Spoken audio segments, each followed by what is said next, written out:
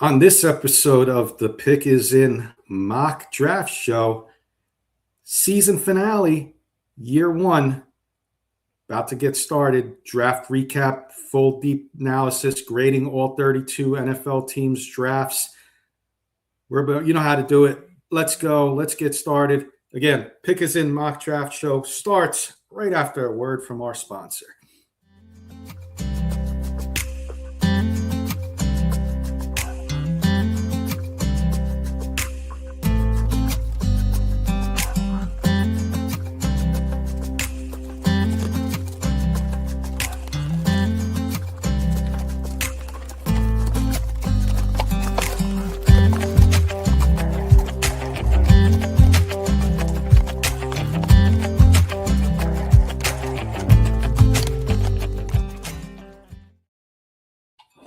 Good evening, everybody. Let me put my friend up on stage there. Almost forgot to do the most important thing. My co-host was sitting backstage. Forgot to bring him on screen. Hey, when you're doing as much coverage as we did, I know other people do it too. So I'm not going to say we did more than the other shows and stuff like that. But we put in a lot of effort, a lot of time. Not going to lie, I'm a little podcast hungover tonight. That's why we're on a little late, trying to get some things ready, but I'd rather go on a little later and fix the technical difficulties or, the minor issues that we had and put on the best show that we can put on. Speaking of putting on the best show that we can put on, I got my mock draft co-host with me, Mr. Trevor Salzman. It's been a great season one. How are you doing tonight, my friend? Yeah, Kenny. I mean, it's incredible. I mean, just where we're at today. We had some technical difficulties back behind stage, so appreciate everybody's patience out there. Again, I want to echo what Kenny said.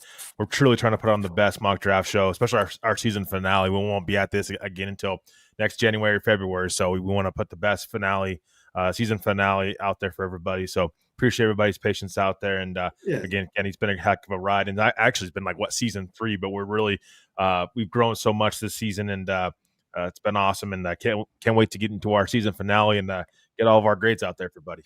Can't wait. I'm going to give everybody a couple minutes since we're late coming on. I'm going to give everybody that has been following us and coming on, give them a couple minutes. I don't have any shame in saying the reason why we were late was tonight.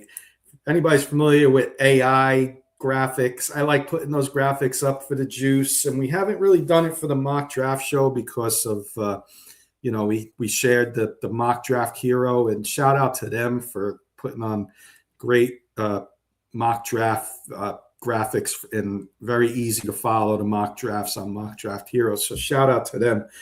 But I tried to do something special today for everybody. And Google Gemini, the package I have, you can download graphics. You can do up to 50. So, of course, there's 32 teams in the NFL. I said, you know what? I'm going to do one for each team, come up with something fun for everybody for each team, not realizing I was going to have a couple ones that I didn't like when it was created, and I'm going to have to, try again. If at first you don't succeed, try again. Well, I tried a few times. I ran out right when I did the NFC first, got all the NFC graphics up. We have a couple teams in the AFC to show you all.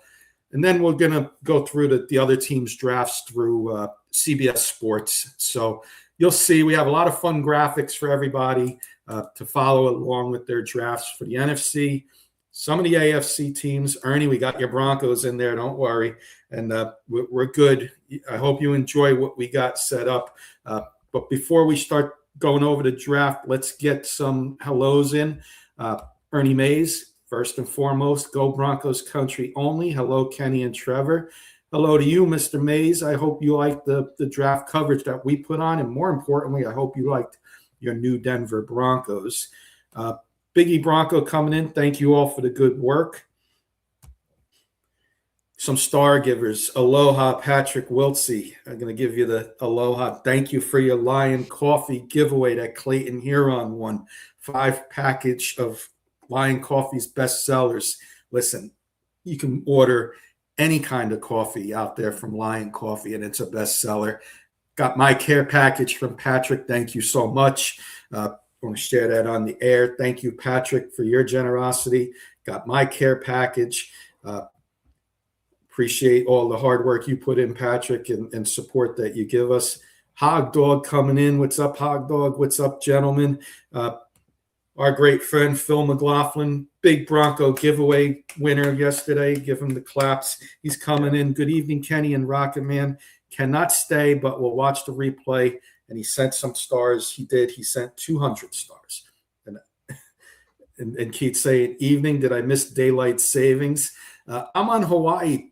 Hawaii and Arizona, Keith, I think are the two states that don't have daylight saving. I understand Hawaii, but Michael Ronquillo's out there. If I hope he comes in tonight, I'll ask him that question. Why? That's got to be confusing if you go from border. If you live imagine if you live on the Arizona border. No daylight savings. It's like, I go to 6 o'clock to 7 o'clock in just 2 steps because I'm on the border. Mm-hmm. Right. Very weird. Keith spent the night with, Mr. Lee Hunter anyway. So yeah. Keith, I'm going to throw one right back at you, my friend. No, all good, though. We don't intend to be late. Just sometimes it happens when you're trying to get graphics for all 32 teams and put on not only just our mock draft episode, but our season finale. You got to try to make it the best one yet. And our good friend Nicole Gizzy coming in. Bring it on, Nicole. She's a Cowboy fan. Yep. Caleb Downs is a Cowboy. Arvell Reese is a Giant. Teammates. Let's go. Let's go. Thank you, Martin. Appreciate that. I think the graphics are great, so the delay is worth it. Thank you so much. Hit some more comments here. We got the Chris boys from you. Thanks for memories, Mr. Waddle from Hog Dog. Our good friend Rodney Garcia. Good evening, Kenny and Trevor. My favorite undrafted free agent signing was Torian York. You know what? I got Glenn coming in. Trevor, after I read Glenn's comment and Dom, we got a couple more people coming in. We got a lot of Bronco fans in, so I'm going to put the Broncos graphic up first after I get a few more comments in. Okay. Glenn, good afternoon, Kenny, Trevor, Ernie, Keith, Ronk, Patrick, Phil, Posse, Juicers. We need a Lee Hunter graphic with Keith. We'll be getting that here too. We got the juice on Tuesday, so we might have to work on that. Dom Mars coming in. Dom Mars 58 coming in on YouTube. Dom, appreciate you coming in. I don't. If this is your first time, please let us know. Maybe the guys Bronco Roundup might know you. Yeah. I like the positions that Peyton picked. NIL does take away from the talent, but I trust this front office to go get at least 3 or 4 future starters, if not more. And he's excited for the A&M linebacker as well. Could have been picked 277, Mr. Irrelevant. 277. Oh my gosh, 257 is what I meant to say. But could have been Mr. Irrelevant, Dom, and somebody out there liking Torian York. I love that pick. I would have loved to have taken him the last pick of the draft too. That he was mentioned before the Broncos signed him, so I was pretty stoked as well. I think they're getting a heck of a player at linebacker. And thank you, Dom. I've been here a few times, but not too often. Love you guys, though. Appreciate that, Dom. Thank you so much. Trevor, I got the Broncos class up here. Congratulations to all 7 Broncos that were drafted and all the undrafted free agents that were brought in to try and make the team. How do you want to start this, Trevor? You want to go from your first pick, Broncos' first pick, or we can hit each one of these for the Broncos? We got a lot of Bronco fans in here, so other teams we'll talk about the picks that stood out, to cut some time, because otherwise we'll be here for another 6 hours if we did every 32 team. But let's take a few minutes on the Broncos and talk about all their picks. Go ahead, Trevor. Why don't we start with the one in the 3rd round that Roy Osborne, our good friend Roy Osborne, definitely did not like. Yours truly did not care for, but my co-host, he's going to talk about it first. We'll give you our thoughts on it. Yeah, I'm not trying to find my notes in here. Tyler Onyedem, the Broncos obviously took him pick 66. I mean, this was a trade back scenario from 62, as everybody knows. doing, the analysis on him watching film, I actually don't, I don't, I would just question Broncos fans. Like, don't be too harsh on him year one, because if he can get some size to him a little bit, I mean, he's what, 292, 6'4", 292. If he can gain 8-9 more pounds of muscle, of strength, I think this could be a solid, even better pick. I mean, I would possibly grade this a little bit more. I think he's a pure run stopper. I will say on Yedem, what I don't love about him is he has no real pass rush moves, and it's not just because of sacks. It's just he's a straight bull rush guy, and I just very concerned how that's going to transition to the NFL. If he wasn't able to get a lot of sacks in college, straight bull rush moves, I don't know if he's going to be able to do that at the NFL. With the stronger offensive lineman and stuff like that, he's going to be going up against. So people said JFM role. I think he's a lesser kind of a player than JFM right now. Again, I will say, need to give this pick some time. For me, I think I had a C+ pick for Onyedem. This is a pick where it was a solid pick. I didn't love the pick at the time. I like Chris McClellan a little bit more. And if you're going to go defensive tackle wise and go address the defensive line, I like where the Broncos, the direction they're going as far as like investing in the defensive line. It's something that we've talked about on this show for a long time now. And so, I like the player. I just think that he's can step in right away from a run defense standpoint, but from a pure pass rush standpoint, doesn't bring a lot to the table. So, I think he can get a little bit bigger and gain a little bit more muscle. I think will help him in his development and help him be an even bigger contributor. But this is more of a pure run stuffer, in my opinion. Let's hit the comments. Biggie, F-. I'll get you my grade in a second, Biggie. F-. I don't give out Fs. It'd be wrong to do so when somebody hasn't played it down yet in the NFL. But that's just me. I get the frustration because I don't like the pick, and I'll tell you why in a second. Graham, what's up, Graham? He looks pretty good from what I've seen of him. Biggie saying it's not the fact that the piler is the fact where we got drafted at. He had a 5th-round grade on him, so he had him graded a little bit. Ernie's saying that F- is for the Raiders, Chargers, and Chiefs. Rodney, I'm with you. I'm around the C for me as well. A- from Paul overall. Keith saying I like Onyedem's hands, keeps offensive linemen working. Left Twix, Jody Moncrief here for the run game. Going to get to that in a second, Graham, because watch my excitement when that pick was made yesterday. So happy for Bronco fans. And then I'll get you my thoughts. I don't hate Tyler Onyedem. I'm giving it a C-, by the way.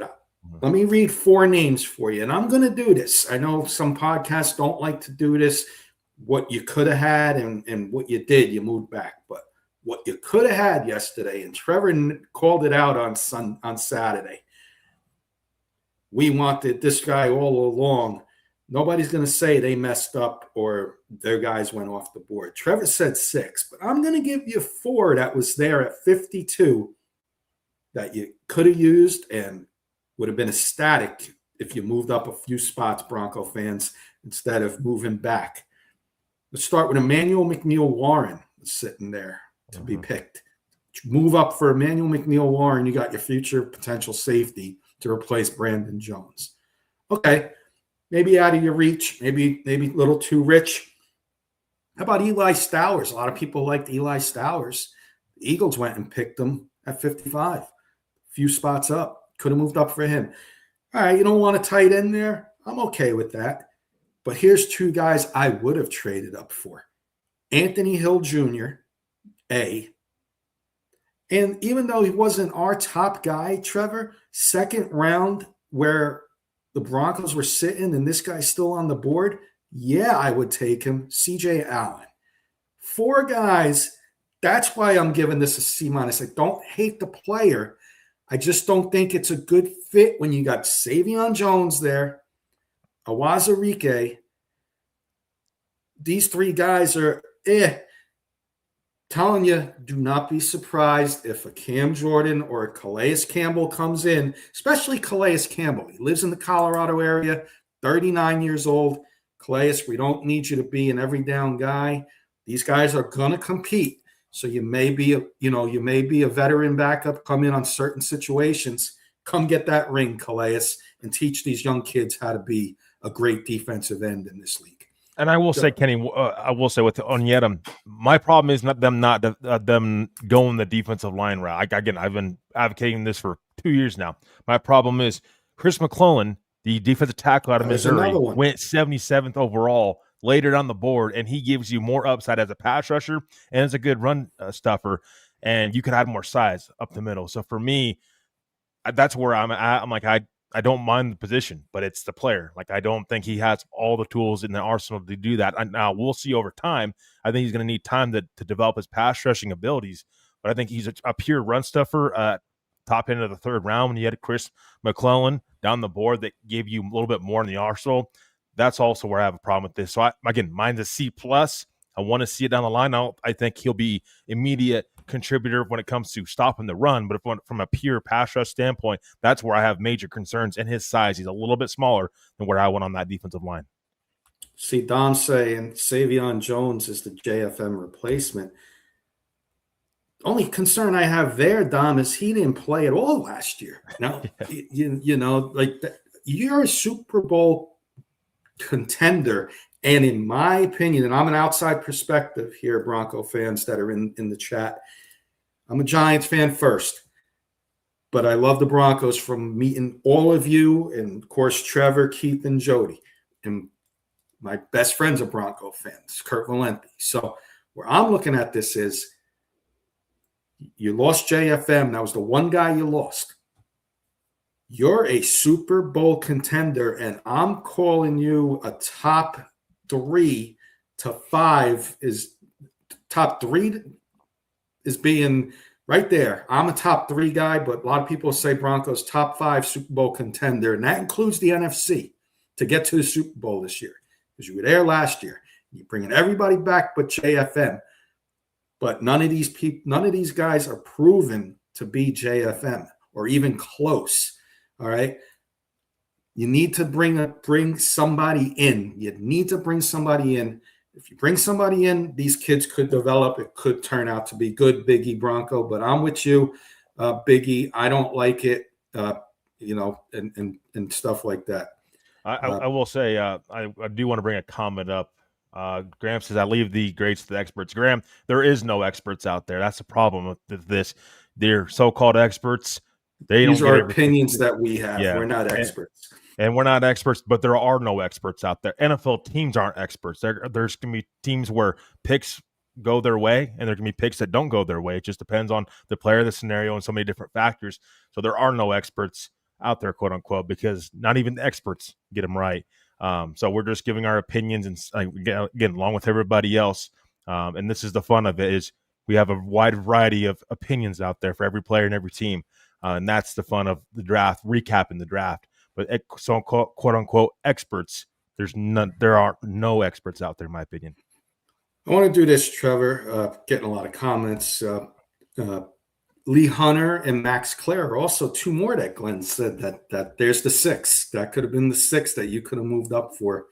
And maybe even more, Trevor, if you look at it. But we said, you said it, and everybody they liked went one by one like dominoes, and they had no choice to move back and get a 6th round pick out of it, which they inherited for Justin Jolly. So let's talk about one other guy before we get into the 2 that I think are really good. Let's get into one that's going to have mixed reactions, and that's Cage Casey, Boise State tackle. Trevor, I don't get the pick there. 4th round. What are you going to do? You're going to develop somebody in the 4th round? You could have gotten a player that could contribute now. You want to – Sean Payton is in win now mode. He ain't going to be here for the next 10 years. He's going to, want to get a Super Bowl sooner than later, and your Super Bowl window is now. Cage Casey is a developmental guy, local kid, 4th round. Thought you could have gotten better talent there in the 4th round, Trevor. Another C- for me. Yeah, I mean, I think I have this a B minus. I want to say just because of the positional value, and I don't think he's that bad of a player. I mean, I think he's graded out pretty well from a run blocking standpoint, a pass blocking standpoint. I think he was in the late 70s, 78, something like that, and around that for both. So I like the size. I mean, he's going to be a guard. I mean, that's the thing. I think he's a better pass blocker than he's a run blocker at this point. But give him a chance to develop for a year and see what you have. I mean, that's the thing that I also don't love about the Broncos front office, Kenny, is I don't think they've done this enough where they do go in and invest into the offensive line and try to get younger there, because this offensive line is not getting any younger. This is probably a Ben Powers replacement. Pelcheski probably makes it to where he's probably strictly a tackle now. So I don't mind this signing or this this draft pick for Denver here. I think he's a solid player. I don't know if he'll ever be a Pro Bowl caliber guard. I can't sit here and tell you that, but I will say I think he's a solid replacement for Ben Powers and gives you another young player in the pipeline to take over whenever, maybe this year, maybe it's next year, but at least another young player to take over in the pipeline. No, and there goes Kenny. So we'll continue on with the Broncos until Kenny comes back. Justin Jolly, real quickly. For me, I had this solid B grade. I think that Justin Jolly, he's pretty much your Evan Ingram replacement. That's just what he is. I think he has more blocking capabilities than Evan Ingram, but he is similar with Evan Ingram. I will say I don't love Justin Jolly as an athlete, though. That's one knock I have on him. I think that he's size is fine. I think that he'll play to possibly a willing blocker down the line, or improve his blocking skills down the line. But the athlete, he's not a great athlete. He's a fine athlete, not a great athlete. But his leaping ability, I do like. You got to like that. I'm talking about he's not a great athlete from like a speed perspective. So Justin Jolly, I'll give it a solid B there. Great. I don't mind, especially the value you got him at, and you had to move up for him, fifth round down the board. I mean, I like what Denver did there, being aggressive, go up, get a young tight end to, again, in the pipeline, ready. Maybe this puts more pressure on Evan Ingram to be better next year too. I think that is also something to keep in mind, is you have guys in Justin Jolly and Dallin Bentley in this draft class that are going to put Adam Troutman and also Evan Ingram, I think, on notice a little bit more. Sorry, I skipped out for a second there, Trevor. Clayton coming in. Hey, guys, smash that like button. Yeah, like Clayton just said, if you're on Facebook, smash the like button. If you're on YouTube, like and subscribe. Told everybody to be there for 3 days of giveaways and hang out with us when you could. Clayton came in all 3 days and didn't win not once. He won twice. Congratulations, Clayton. $25 NFL.com gift card and Lion Coffee's giveaway, to 5 best-selling coffees that Lion Coffee puts out. He's got his 5-bag giveaway coming soon. So congratulations to you, and many reasons to like and subscribe. Get a good chance to win some prizes sometimes. Biggie Bronco coming in with a C plus for Jolly. I've seen a B plus, A plus if I can. I've watched this kid play in the ACC. I'm an ACC fan. Miami Hurricanes. Red zone efficiency. This kid's going to give you Bo Nix a big target in the red zone and be a big weapon in the future. I know Trevor said the athleticism. I'm okay. I'm telling you, where you're going to want this kid to be is in the red zone. He's a future 7, 8 to 10 touchdown guy in the future. I'm telling you, Bronco fans are going to love this kid. Season starts, you're all going to say, Kenny, you were right. This kid's an A plus. Let's go, Justin Jolly. Show love for Denver Broncos. Make me look good too, my friend. Justin, we'll get you on the show because I'm giving you so much love. Going to have a Justin Jolly jersey when he picks his number. Let's go, Bronco country. I will say real quickly before we move on, Kenny, Dallin Bentley is where they got him as far as the 7th round.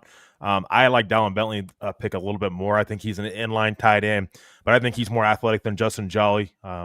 Bigger, bulkier in size as well. I love the Dallin Bentley pick. I think that's one of those, when I always say it, gem picks for teams. Dallin Bentley for me is a gem pick, and I think Glenn's going to agree with me on this pick. But Dallin Bentley is named to watch. I think he could come in immediately and really push this tight end room a little bit more. Because he's a tight end that knows how to sit in zone and stay in zone and secure the football. That is huge. That's what Travis Kelce does. I'm not comparing him with Travis Kelce. Hold on a minute. That's not what I'm saying. I'm just saying he knows how to be really efficient in zone and just sit there and pick away his zone coverage. And so I love Dallin Bentley even more than the Justin Jolly pick. I give it a B plus grade, and maybe down the line we'll see some people out there will see our Bronco grades, the whole draft class as a whole. But and Dallin Bentley is what I like a lot. I was just going to say that in all fairness, let's get to some other teams because this is our recap show. And fairness to Keith and Jody and anyone else who's with Denver Bronco Roundup to talk about the Broncos for full show on Wednesday. But Patrick's coming in with 100 stars again. Thank you, Patrick. Unfortunately, where we get stuck is we're not good enough to win AFC. We're too good to lose. Higher pick, he's saying. Picking 30. I think you were good enough to get to the Super Bowl last year, though, Patrick. I want to say hello to our good friend Peter Johnson. Got comments coming in fast. Bentley breaks more tackles. Someone else mentioned the Kelce traits with Bentley, and I agree. Yep. That's what I just Keith's said. Yep. coming in saying Justin Jolly's quarterback in college was C.J. Bailey. Exactly, Keith. There was not good quarterback play at NC State. Keep that in mind.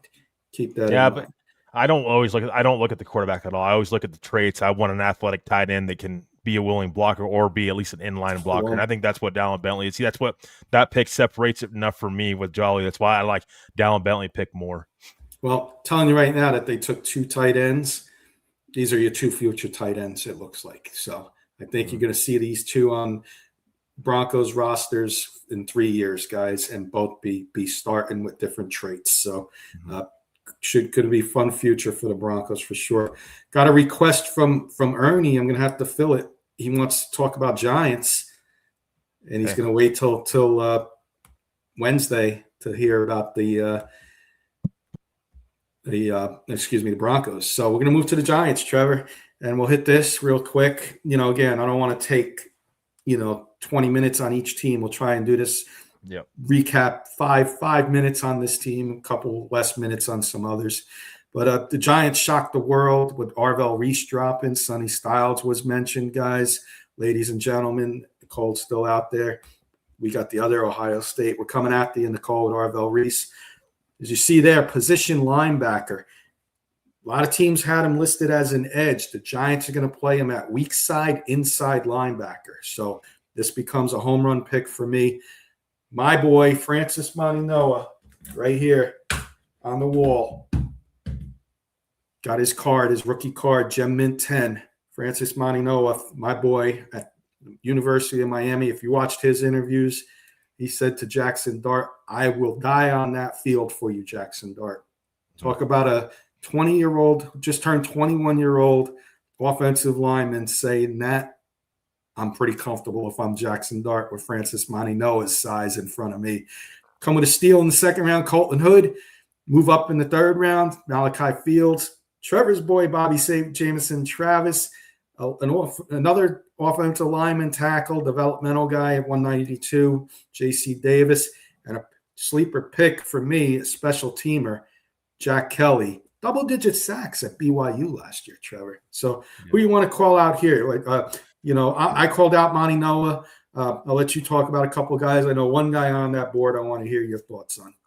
Yeah, I mean, I think Joe Shane hits the nail on the head again in this draft. I mean, this is why Joe Shane's your GM as well. I'm not saying Harbaugh doesn't have anything to do with it. Of course he does. But I'm saying Joe Shane continues to know how to draft, Kenny. I love what Joe Shane has put together with this roster. And you've got to give him all of this season to see what you have with this roster, in my opinion, after this draft especially. You have the best player possibly in this class with the highest upside in Arvell Reese. You get him at 5. He falls to you at 5. You still get arguably one of the best tackles in class, and Francis Mauigoa at 10. And then Colton Hood, I mean, he easily could have been a late first-round pick. Malachi Fields, big-time wide receiver. Kenny, we talked about it multiple times. What are the Giants missing? They need a big body wide receiver, and we hit the nail on the head again in the third round. Malachi Fields is that guy. Bobby Jamison Travis, talked about him multiple times. Teams teams were kind of scared off by him because of his pass rushing skills. But I mean, he's a run stuffer. That's what he is. He knows his role. Kenny, you sent me a video the other day, him talking to the New York media. He knows his role right away. He's a run stuffer. He's a big body in the middle. And he's going to be, I think, a really, again, one of those hidden gems possibly for the Giants. I love that pick there. And then, yeah, I mean, just in general, Jack Kelly, like that pick later on. There's no reason why you couldn't pick him up. Let him play special teams, but maybe he develops into a linebacker later down the line. You never know. But overall, Kenny, the Giants, very impressive draft class so far for me. Yeah, I mean, I don't think you can go wrong with some of these picks, and we'll see how these picks turn out. Not every pick's going to turn out the way we think, but the Giants for me, about as close to a home run draft class for me as you possibly get. I think a steal could be Malachi Fields. The size. Notre Dame had not just Jeremiah Love, Jadarian Price taking a lot of the passing attempts away from CJ Carr. You didn't need to throw that much from Notre Dame, and Notre Dame was winning a lot of those games with the season they had. So keep an eye out for that one. He had a big senior day. What I'm going to do, Trevor, I'm going to put us back on the screen. I'm going to respectfully, I want to put Keith's comment up because looks like he took a lot of time to talk about this with this comment. So I'll put this comment up, and then I may have the Browns graphic, so I may be able to put it up. But one of the best drafts, Cleveland Browns, 26 draft picks. Spencer Fano at 9. Casey Concepcion, 24, wide receiver, A&M, Texas A&M. At 39, they get Denzel Boston, Washington, round 2. Manuel McNeil-Warren, all you had to do was move up 5 spots, 57. Could have had Manuel McNeil-Warren. Keith, thank you for getting me fired up again about that Inyadam pick. This was the guy, man. Toledo, McNeil-Warren at 58. Then get Austin Barber, Parker Brailsford, I should say, Justin Jefferson, Joe Royer, Taylon Green, quarterback, sneaky pick there. So lots of picks there. Let me see if I can get the graphic up. I think I got it somewhere here, Trevor. I do. I got their top ones there for you. I don't have them all, but if you want to talk about any of them, Trevor, go ahead. Any of those top 5 guys. Yeah. I mean, I like the Spencer Purnell pick for sure. I like them moving back. We mentioned that on our draft show that the Browns were looking to move back in the draft, and that's exactly what they did. They ended up moving back with the Chiefs, and that was part of the Mansour-Delane trade for the Chiefs. But I mean, I know Keith sounds like a Browns fan right now with some of these picks, but I like the Browns draft. I don't love the Browns draft, Kenny. I will say, because Casey Concepcion, I'm not a big Casey Concepcion guy. I'd like Denzel Boston. I think that's a heck of a pick. Emmanuel McNeil-Warren, yeah, for sure, a heck of a pick. Joe Royer, yeah, okay, he's a blocking tight end. It's Spencer Purnell. I can love that pick. If I had to kind of like throw a quick grade out there for the Browns, B- probably. I'm just not as high on this draft class. Taylon Green, yeah, I like them taking a chance on him later down the board. There's a couple players that I like them taking a shot on. But some of those picks I don't agree with as well. So I would say B-, I think, for the Browns. I'm going to put it just I got about 20 something teams, and we got a couple that we don't have, but I'm just going to randomly pick one, Trevor, in case I go lose internet for a couple seconds. Let's see what we get. We got the Detroit Lions, Trevor. So we could talk about them a little for a couple seconds. Blake Miller, Derek Moore, nice first 2 picks. They come back with Jimmy Rolder, another Michigan. So they kept local there with their first 2 pick, 2nd and 4th round pick. Keith Abney, nice pick in the 5th round. Kenrick Law, not a bad pick. And then Skylar Gill-Howard, Tyree West to wrap their draft up with the 7th round, who can't get a 7th rounder is that's Blake Miller still down there. They didn't have a 7th round. Yeah, no. First 2 there. So yeah. No, could talk about them for a second. There's really not too many Lions fans in here, so we can definitely move on to the next team after you want to mention a couple players on there. Not a lot of Lions fans in here right now, but after we're off air, there might be. So I definitely want to Yeah. talk about the Lions. Blake Miller, I wasn't a big Blake Miller guy, I will say. I thought maybe Caden Proctor would have been a guy that Detroit was going to target. I think Detroit, there was talks about them moving up in the draft, but they ultimately settled on taking Blake Miller, Kenny, and we nailed this with our mock draft show. They want tackle, they want offensive lineman more than anything. I don't think we had them taking any other position. Maybe edge one at one point in time, and they did. They took with their second pick, they took Derek Moore, and a lot of people probably maybe remember me talking about Derek Moore. I love Derek Moore. I think this is a great pick on the other side of Aiden Hutchinson. So I mean, again, for me, Keith Abney, 5th round, he fell. Skylar Gill Howard, he fell for me as well. Could have easily been a 5th round pick. Detroit, I mean, I think this is a solid class for them, draft class overall. Again, probably B minus, I'd say. I think it's been a solid draft class. I think for Detroit, some hidden gems possibly possibly in there. Holy crap! But yeah, I mean not an A class, but it's hard to get an A right off the bat from a draft grades perspective. Yeah, I give it about a B minus. They got some late steals, like Glenn said. Jimmy Rolder's a steal, and Keith Abney, both steals. I got a team I want to bring up, Trevor. So next team we're gonna go to the AFC here. I got a few AFC teams where I don't have to scroll, share a screen, and go down and I got all the NFC teams for graphics. So this one I do have, and this was a good draft in my opinion. I definitely think the Jets are worth mentioning, Trevor. Oh yeah. Go ahead. Why don't you take it? Because I've been taking all the draft picks so far. So I'll give you this one. Yeah, I mean the Jets with David Bailey, Kenny. Remember a couple weeks back, maybe a month ago now. Remember when people said, "Oh, you're crazy taking David Bailey number 2 overall." Look what ends up happening. David Bailey goes number 2 overall to the Jets. I remember that argument being in there with Harville Reese, possibly good number 2 overall. But I mean, I think the Jets had a solid draft class. I mean, VJ Payne making it all the way down. I picked 228. I mean, we talked about him multiple times during our draft show. I think that's a steal there. Darnell Jackson, like getting more defensive linemen, big defensive linemen out of Florida State in there. Omar Cooper dropped for me in this class a little bit more than I thought he would. I think that's a heck of a pick. D'Angelo Pons, I mean, really their first 4 picks, I think, were really solid picks for the Jets. A great, really a great way to build a team. And so Kenyon Sadiq, we'll see. I don't love Kenyon Sadiq. I like Kenyon Sadiq. I don't love Kenyon Sadiq. I don't think he's as more of a complete tight end as other people think. But honestly, Mason Taylor's not stopping me from taking another tight end. So I understand the pick and trying to get more weapons there for Geno Smith there with the Jets. So not a bad draft at all, Kenny. I think for me, probably B plus for the Jets. Again, it's hard for me to grade teams with A's. B plus though for me with the Jets.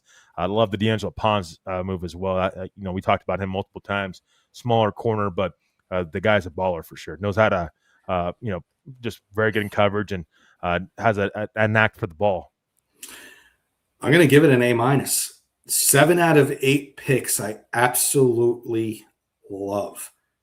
And I know our friend Philadelphia Eagle fan Emmanuel coming in, Sadiq made 0 cents for them, but you double up. If he's high on your board, you take him, Emmanuel, and worry about that position battle in camp. But Omar Cooper, Darrell Jackson, like Peter said, fire. I like Darrell Jackson. VJ Payne at 228. We'll talk about a steal that's going to probably be a special teamer and maybe get to play in nickel situations there for the Jets with their thin secondary. They doubled up with D'Angelo Pons. I love that pick, one of my favorite picks in the draft. And the wild card is Cade Klubnik, pick 110, Clemson quarterback. If he turns out to be somebody, get some playing time if you're having a bad year, maybe you're not looking for a quarterback. I've seen crazier things happen. So I like it, Trevor. I'm going to give him an A minus. And Emmanuel's here. Emmanuel, what's going on? He's our Philadelphia Eagle fan. So came in. He's saying a couple things. He's saying, hey, fellas, Mason Taylor is solid. Can't lean on him because he had such a terrible quarterback. Oh, yeah. That's a great point. I was high on Mason Taylor a year ago, too. Me and Mr. Michael Ronquillo were big on Mason Taylor. So I agree. If you can get a chance to get 2 tight ends in your tight end room like that, I mean, the more power to you whenever you find a quarterback. And again, Geno Smith, with that behind that offensive line with New York, don't sleep on Geno Smith having a bounce back season. Well, Keith's saying Sadiq and Cooper with no quarterback seems wasteful.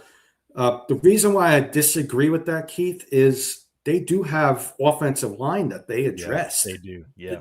So you get your playmakers now, get your quarterback next year. You're building something for the future with this offense. That's the reason I like it, Keith. Jets just seem to have a what the blank shake my head thing going on historically. They've been bad for many years, for sure. So, and Glenn's loving the Darrell Jackson pick too, and everybody's saying, do the Jets have Trevor Siemian? I don't think anymore, Rodney. I think they moved on from him. So let's move on to a team. Emmanuel's in here. I want to get to a team because they did it again to me. In the NFC East, they did very well with some of their picks in this draft. So maybe some people say not the best of drafts for Howie Roseman, but he's got potential with a couple picks late in this draft. And I'll just say, Mekhi Lemon, definitely some character issues, but Philly's a tough town. You go from, if you're going to move on from AJ Brown, you bring in Mekhi Lemon. And I don't have a problem with that. And you traded up for him. He fell to 20 when the Rams didn't take him. I was thinking he was going to be targeted around the Eagles. Come back with Eli Stowers, and you got your replacement for Dallas Goedert if you want to move on from Dallas Goedert. Markel Bell is a huge tackle at Miami Hurricanes. Talked about Francis Maninoa, my Giants. Markel Bell was on the left side, the big boy. And you got a nice solid pick there in round 3. May not be a day one starter, but you can develop him into one for sure. Cole Payton shocked me a little bit, Trevor. Micah Norris in the 6th. Not going to lie, I don't know too much on him from Georgia, but a couple players I do know very well. Cole Wisniewski, I thought was a nice solid pick. Texas Tech's defense, you can't go wrong there. And then, of course, the International Pathway Program, less than 6% body fat, Uar Bernard, right before the Broncos picked with their Mr. Irrelevant. A few picks before that, they jumped on it and taken a shot there, Trevor. I'm going to give the Eagles a straight out B on their draft. Did well in the top with some playmakers. Did well at the bottom with Wisniewski and Bernard. So I'm going to give them a B. Yeah, I mean, I think I'm right there with you from a B perspective. I like Mekhi Lemon. I obviously, you need some more playmakers offensively with them going to be moving off of A.J. Brown more than likely. Again, he's going to be a Patriot before we know it. I like Eli Stowers getting another weapon because you can really use Eli Stowers in many different ways. You can use him at tight end. Again, he's not going to be a great blocker for you, but from a pass catching standpoint, you can use him as a tight end. And don't rule this out, using him as a wide receiver too. Don't be surprised if they move him to wide receiver, honestly. And that's been talks around the league quite a bit before the draft, even with Eli Stowers, with some teams were asking to see if he wanted to move out to the outside as a wide receiver, as an ex-wide receiver. So something to keep in mind with Eli Stowers, could be a wide receiver as well in this draft class. I like Markel Bell, big in size. You can't replace size. Like, you can't find size. I mean, it's very rare. That's what I'm trying to say. Markel Bell is one of those guys, like, nice developmental tackle down the line that can be a really nice player for them. I definitely like what the Eagles have done. Uar Bernard, hey, that's an international prospect that you take a chance on. Big in size again. Could really, if he pans out very well, right up front with Jalen Carter long term. That's scary to think about if Uar Bernard hits. So for me, solid B as well, Kenny. Solid draft from Howie Roseman. Yeah, couple comments. Dom saying Lemon would have been a fun guy to pick. You always need a crazy guy. Emmanuel, I think you'll be pleasantly surprised, but we've missed on those first-round wide receivers, but Lemon does look like a really solid wide receiver. And he's saying all about that return for AJ now. We got to mention as well, Jonathan Grenard was also moved to the Eagles as well. Good. Forgot about that. Good call out, Trevor. Yeah, Jonathan Grenard, And that was That the reason they were up to a yeah, B, to be honest, which is so yeah. thank you for reminding me about that. And same here. Big contract for Jonathan Grenard. But I know Emmanuel and some of those Eagles fans out there, this is something I've been harping on Howie Roseman for a long time. Get yourself an edge rusher. And I thought they may be looking at that into the draft. But once they start passing an edge rusher, I started getting a little bit of worry. I'm like, what are the Eagles up to? And it seems like the Eagles are always looking to possibly trade for veterans. And I like getting Jonathan Grenard. That's a huge get for the Eagles and really going to help up front, getting pressure on the quarterback. Glenn's giving him a B.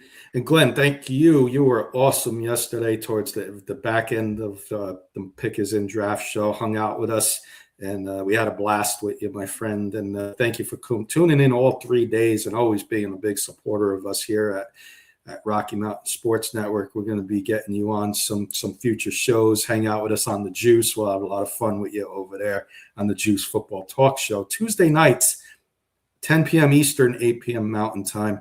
Glenn, not sure what time it is for you and Peter, but wherever you are, it's we'll go with the 8 p.m. Mountain Time. Tuesday night, we'll be on with the Juice, giving grades for these draft teams. So we may be harsh on it. By division. Yeah. We'll be and open forum too. So you want to bring some questions in, bring them in for us, and we'll have fun and just roll with it. And I'll keep this in mind as well. Tune in Tuesday at 8 p.m. Mountain Time, 10 p.m. Eastern Time for the Juice as well, and we'll give our winners and losers of the draft as well. So that's something else we'll be doing. We're just trying to get a recap of the draft tonight right after the draft was done. I think Martin and Keith are sharing a beer because back-to-back comments. You ready? Martin, A.J. Brown has given you headaches, and you take another potential troublemaker with Lemon? I don't get it. Maybe they make lemonade out of him. Instantly, Keith comes in. Wait, the Eagles went from a wide receiver with personality issues to draft a wide receiver with personality issues? You guys hanging out on the side, enjoying a beer. You guys sharing the same brain, that's for sure. But hey, in all due respect, Emmanuel, I'm a Giants fan. I would love for Mekhi Lemon to miss. I did not want the Giants to take him, by the way, and my co-host here knows, and a lot of people know, I was not a Mekhi Lemon fan. Malik Neighbors is a little bit of a character issue with him. He's a little hot-headed at times. So I did not want another one of those type of wide receivers coming in due respect. But hey, I've seen players turn their careers around with being hot-headed in college and turning their season around. We'll see. But Sirianni seems to, sometimes he has a loose leash over there. So and keep pointing out, Uar Bernard never played football. Big hope for him to hit. It's also love for him to hit pick when the Eagles release him and the Giants decide to pick him up. But I tell you right now, all joking aside, if he doesn't hit in the NFL, he's got a career in wrestling. That's what usually these guys do. You might see Uar Bernard in WWE real soon. Well, and it's a 7th round draft pick. I'm fine. You're taking a chance on guys anyways that late. Like you, big body like Uar Bernard up front. Hey, with the Eagles development, who knows? You never know once you get the player inside your facility, what can happen. And worth taking a chance in the 7th round for me.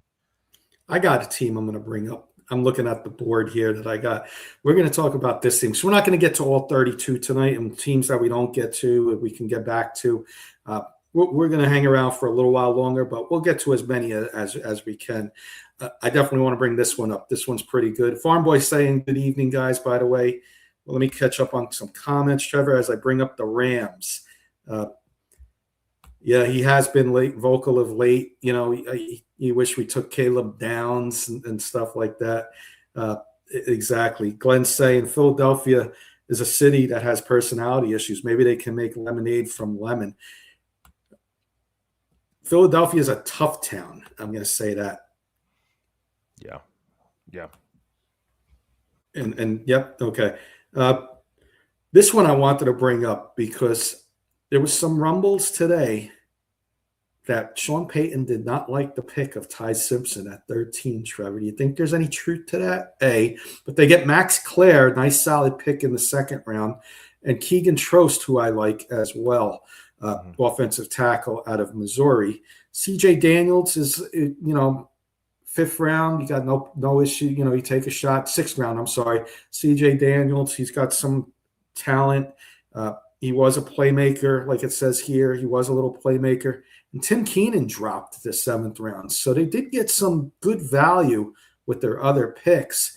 But do you think they messed up by not taking wide receiver, early there in the first round or even the second round? A big, with the receivers that were out there. Do you think they messed up in the first 2 rounds? That's such a tough question because I think that Ty Simpson pick's definitely for the future. I mean, this definitely. Sorry, go ahead, Kenny. Oh, no, I'm just saying yes, Martin. I'll pick them up next for you. Yeah. No, I think this Ty Simpson pick is definitely next year's pick, first round pick. It's how I think about it. I mean, this is a team that's obviously thinking a year ahead. Les Snead has some sort of connection with Ty Simpson's dad, I guess. So that's the connection thing around the NFL. Like we've mentioned multiple times, it's a real deal around the league. And I know McVay may not be all on board with this, but I know this is, there's a lot of, all in on one season kind of thing, but you're always thinking about the future because, I mean, there's got to be some sort of life for the Rams post Matthew Stafford. And this is definitely one of those picks with Ty Simpson. There's a chance. A lot of people said, well, second round pick. No, back into the first round. That's why I thought he was going back into the first round. I was surprised he went at 13, as high as he went to. I'm not surprised at the team, quite honestly, because, Kenny, we talked about this scenario multiple times where, hey, could the Rams be interested in Ty Simpson? That was definitely in play. I thought maybe Arizona would be a little more aggressive, trying to move up and get Simpson, and I think that might have ruined their plans. But for me, I think it's a C+ draft kind of for the Rams. And again, we'll give our grades on Tuesday for sure and put it on screen for everybody. But I like Max Clare, but I still you don't have a lot in the wide receiver room. If Devontae Adams goes down, if Puka Nacua goes down, Puka Nacua has an injury history, what else you have in the wide receiver room right now? And that's something where I think they're lacking weapons on the offensive side of the ball behind Devontae Adams and, of course, Puka Nacua. So that's just something to think about long term with the Rams as well, and going into next year, actually. My grade for them right now is D+ because they did not dress wide receiver. But there's somebody out there that can turn this into a B+. This team, you would agree, is a favorite in the NFC, right? To get to the Super Bowl. Yeah. I think everybody in the chat agrees. There's a name out there that didn't sign yet. And I think he would be a perfect fit for LA. Perfect fit for other teams? No. Deebo Samuel. Bring Deebo Samuel in. And now that turns to a B+ because you may have your future quarterback. But if you're a Super Bowl favorite in the NFC to get to the Super Bowl, you needed to address your most important position, in my opinion. I know people are going to say, but Ty Simpson, you're not going to pick there later on. I'll worry about that next year. If you're going for it now, Puka goes down, Devontae Adams goes down, you're in trouble. You're in trouble, LA. But go get somebody like Deebo Samuel. That'll pick things up really quick for me. A couple questions. Trevor will do this rapid fire. Graham, do you think Sean McVay's reaction is being overblown, Trevor? To a degree, yeah, because I think behind closed doors, there had been some sort of connection with Rams GM Les Snead and Sean McVay on this pick. I mean, unless Sean McVay's planning on not being the Rams coach after this coming season for the future, I mean, I think you better get McVay on board or he could be out the door and maybe not want to be, in LA with the Rams. So I think it's got to be one of those things as an organization, you got to be on the same page. So maybe McVay wanted more of a playmaker, but he got what he wanted in the second round with Max Clare. That's what I'm saying. Ty Simpson could have been more of a Les Snead pick, but Max Clare was probably more of a Sean McVay pick as he got his playmaker in the second round. Because they could have went wide receiver in the second round too. They could have got aggressive and could have gotten a guy the second round. There's still plenty of talent still on the board at 61 in the second round. But they chose to go tight end. So McVay wanted Sadiq. I believe that was the kind of playmaker he was looking for, was a tight end. Second round pick with Max Clare makes sense. I think McVay got his guy in the second round opposed to the first round. Yeah. I like this one from Farm Boy. He's talking about the Giants, but my fellow Giant fan. Giants finally did something good. They passed on downs. I'll tell you what, Farm Boy, I think they gave away their rankings. Arvell Reese was their number one ranked player on their board. You take him. And Monty Noah was 4. So it was probably going to be Monty Noah and Downs were going to be the first 2 picks for the Giants if those were their rankings. They were hoping, that Downs would be there at 10. But with Monty Noah slipping, getting both of them, and those 1 and 4 on their board, that's the way they went. But I hope you're right, because he seems like a good player, and our rival Cowboys got him. McVay can definitely develop Simpson from Glenn. Maybe he really likes what he can do with him. Stafford would be great to learn from. Yeah. Peter Johnson. I think the Rams wanted Bo Nix last year as their project, and this year they weren't going to miss out. Imagine if the Cardinals took him late first and he pans out. Good point. And Emmanuel saying Claire is nice, but they have so many tight ends. And that's why I would have went wide receiver in the second round. There were good wide receivers sitting there. But let's get our next team. It was a request, so let's put them up for our friend Martin. Well, that was the 49ers, wasn't it? But we can recap. We can do the Cardinals really quick, too, while you have it on screen. 49ers, I got to find. Give me a second, Martin. I got to find it for you. Here it is. I got it, I think. No, that's the Buccaneers. Martin, did I forget to put the 49ers up for you? No, here they are, my friend. Here they are. We got to go down below, Trevor. There they are, my friend. Sorry, I got so many teams on here, and I accidentally put the 49ers twice, and one of them's the Buccaneers, and I almost put them up on the board as the 49ers. Sorry about that. Mm-hmm. This draft class, Trevor, baffled me a little bit. A lot of reaches. DeJean Stribling, wide receiver at 33, was the first pick in the second round, Ole Miss wide receiver. They come back with Romello Height. Kalon Black was another player that went way higher than I thought he would go. Grayson Halton, a nice pickup at 107, in my opinion. Ephesians Prysock, I totally missed that pick yesterday. I thought he was available in the 7th round. I must have taken a little break when he got picked. And then Jaden Duggar and Enrique Cruz Jr. Trevor, anything that stands out here for you? I like DeShaun Stribling, actually. I think they could have possibly moved back to get him, though. I don't know that you needed to take him at 33, first pick in the second round. But I know the 49ers, they were on the phone. They were trying to work things out and trying to move back, possibly. They decided to stick and pick here. Maybe there was a team that was going to take Stribling, and they didn't want to move back too far. But I like Stribling as a wide receiver. He's going to help them in the wide receiver room because you don't know what you have. With Ricky Pearsall, who was their first-round pick a couple years ago. Obviously, Brandon Ayuk situation, they're looking to move off of him. John Lynch has been pretty clear every single time he gets asked that question. Brandon Ayuk, yeah, we're open to business. Call us, and if you're a team and you're interested, call us and find out what the package is going to be. I'm pretty much saying, hey, we're ready to move off the situation. It's no longer going to be here. Brandon Ayuk's no longer going to be here in San Francisco. So, Kalon Black, I thought he was a little bit of a reach. In the 3rd round. I did not expect him to be their pick there at running back. So not the best draft class, in my opinion, from the 49ers standpoint. I like Black. I just don't like him in the 3rd round, I will say. I thought you could got him down the board. Again, I'm not going to give us not going to give a grade because we're going to save it for the juice on Tuesday, but I'll just we're just kind of going through every team's draft and recapping it a little bit. But yeah, kind of a hit or miss draft for me. I like Stribling, but and Prysock I like as well, but yeah, it's kind of a questionable class for me with the 49ers. Yeah. I'll give a couple grades out there. Ernie giving them a D and Biggie Bronco C-. He's saying Arizona C-. Yeah. But Farm Boy likes what the Cowboys did. Triggs, we talked about him. Forgot to mention when we were talking about the Browns, they did sign Fano's brother as well, undrafted free agents. So bring the brothers in. I love that. Make Spencer feel a little more comfortable having his brother there with him.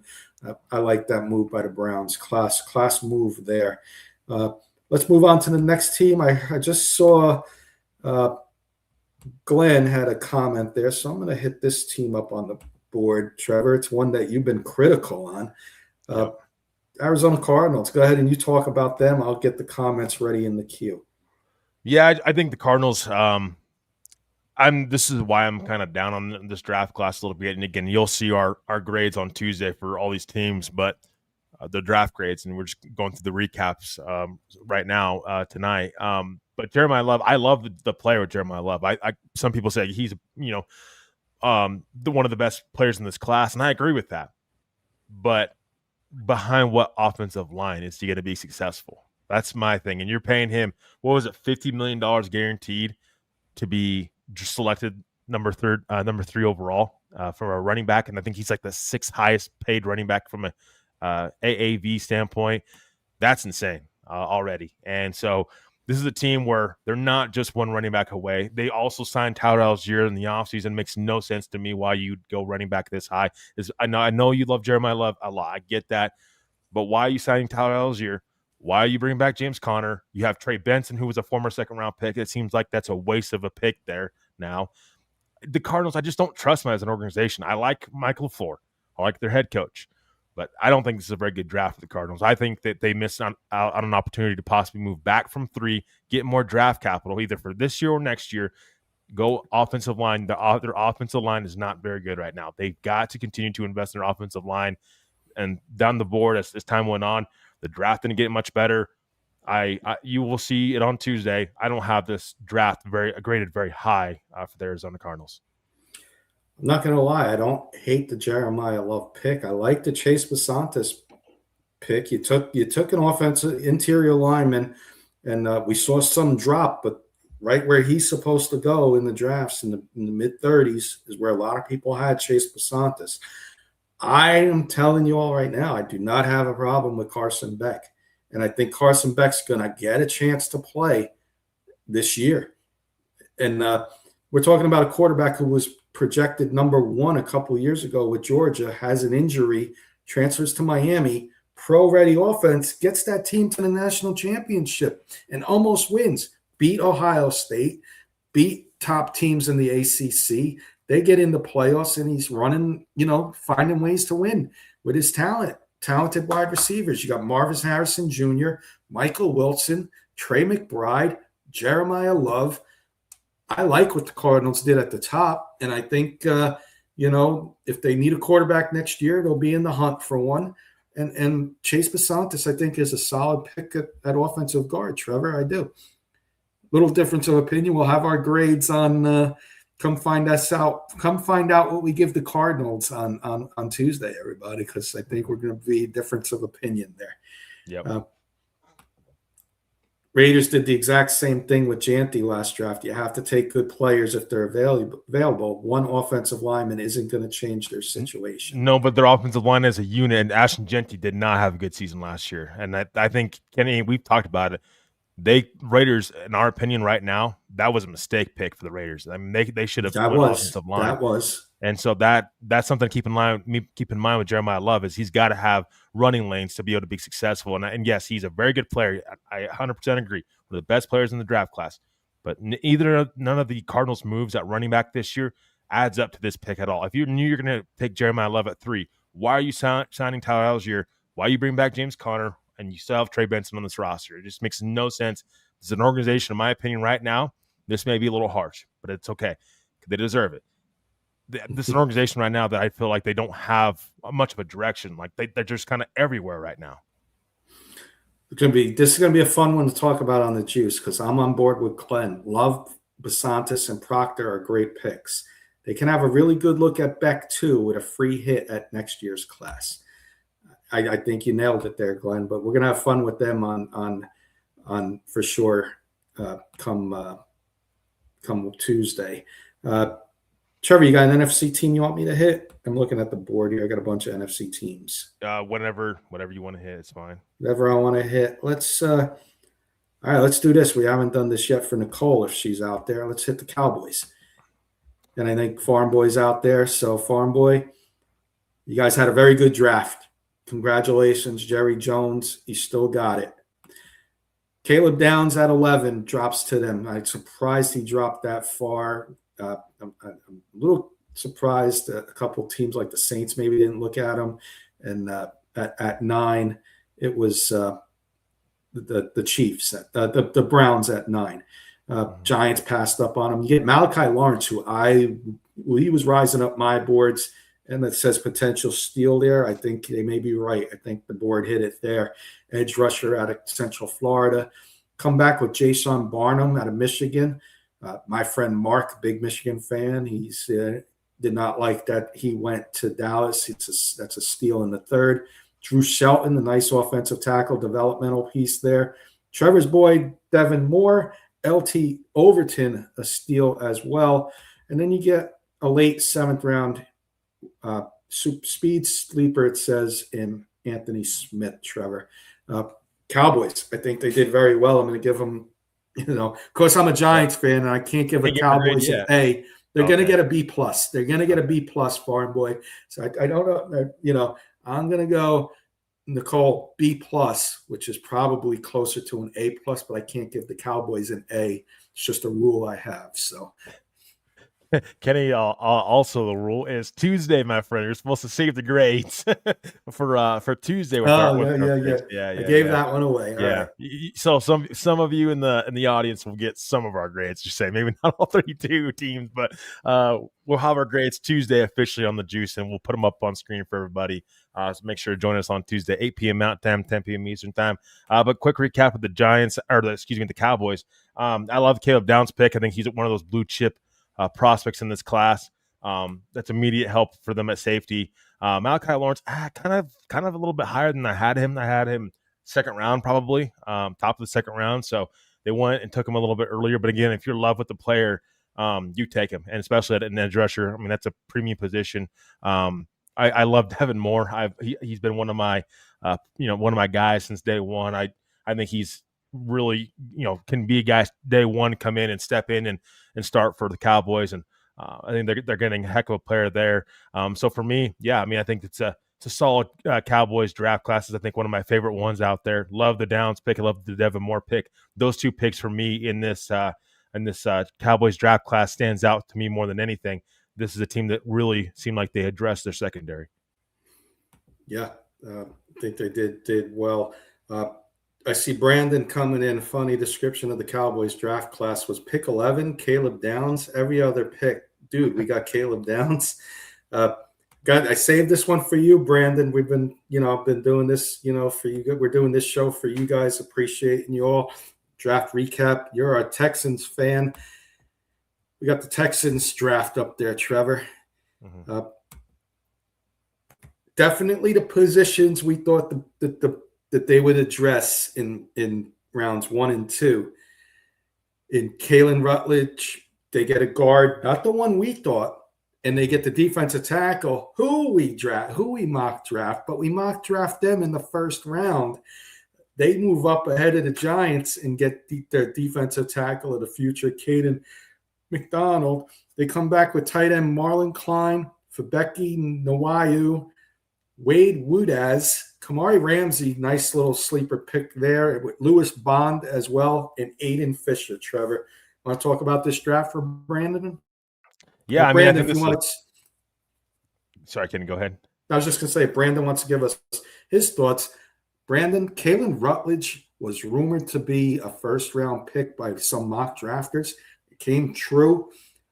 I'm going to do more research on him and watch some tape on him because I had him as a late second-round pick. So he goes as the second guard off the board over Basantis and Pregnon. He really climbed up. So I'm going to watch some tape on him for you, my friend. And the positions they nailed in round 1 and 2, that's what they needed to hit. So I'm happy they did that for you because those were their top 2 needs. Yeah, I love the Caden McDonald pick and then being aggressive to address defensive line. I don't know if we've had Caden McDonald ever mocked to the Texans. I'm not sure if we did or not. I know we had a Caden McDonald. Yeah, I think so. Okay, so we did. We did have him there. Okay. I love the K McDonald pick, the McDonald pick, the Ramsey pick, and the Rutledge pick stick out to me right away. Rutledge, I think, can be a solid guard for this team, can definitely help the offensive line long term. I will say, Brandon, this Marlon Klein pick, though, if I had to kind of knock the Texans a little bit, I don't understand that pick too much for me. It's a player that I'm not sure has as much upside as I would want. They're at 59. Again, this is draft and develop. kind of draft that you want. But I love the Ramsey pick. I love the McDonald pick and the Rutledge pick. I just like Matt Marlon Klein at 59 is a little bit of a surprise. I had him day 3 pick, so they definitely I think took Marlon Klein possibly a little earlier than I would have. But yeah, I mean I think Brandon has definitely I think 3 players in this draft that really stick out so far. Patrick wants a 2027 mock next week, a little early, throwing 100 stars at us. Thank you, Wow, Patrick. Patrick, Lion thank you. Coffee. I give them another plug, of course, because we have some people that may not know Lion Coffee. Patrick is out there in Hawaii with Lion Coffee. Go on lioncoffee.com and give them a look. They got great coffee, they got tea, they got merchandise, etc. So go on there, lioncoffee.com, and show Patrick some love. I can vouch that it's the best coffee that I've ever had. So anybody, any different opinion, I will reimburse you. So there's a little shout out and how much confidence I got that you'll enjoy Lion Coffee. If you're a coffee drinker, go get some today. Brandon, Glenn's giving you a B+. They steal Ramsey and Fisher. Love the Rutledge and McDonald pick. B+ for Brandon's Texans. Give a couple comments for Brandon since he's the Texans fan. Rumors were Titans, 49ers, and others were trying to take Rutledge at that spot, Trevor. Even the Ravens trying to trade up for Lindenbaum replacement, supposedly. TW giving you some love. What's up, TW? Fabecki, Rutledge, McDonald, all are going to be great for the Texans, not just good. And then he's got another comment coming in. Tight end run. Number 1 offense last year was Rams, Jags, and Texans offenses came from Rams. Teams moving heavy into tight end groups. So Brandon's given them an 8 in the last one from Brandon. We'll get to the next team, Trevor. Okay. I gave him a B+. I don't normally give A's unless a team trades around and creates additional value. Yeah, I'm a tough. We're going to give our grades on the juice. I'll get in trouble if I give another grade out. I'm looking at the time before I start scrolling down. We'll get a couple more teams in, and then we'll hit the board and just go through the teams a little faster that we didn't hit. But come Tuesday, everybody, and we'll recap the draft again and have a little open forum with everybody. You can talk about whatever teams you want to talk about and go from there. Let's see who we got here. Who do I want to hit? Do I have an AFC team I want to hit? Yeah. Well, yeah. I got one I want to hit. So I don't have many AFC teams. Oh, yeah, we can do this. We'll do that because those graphics didn't come out that good. We'll do that when we do the scroll down the tickers. So here's a good one. Here's an interesting one. Minnesota Vikings. Okay.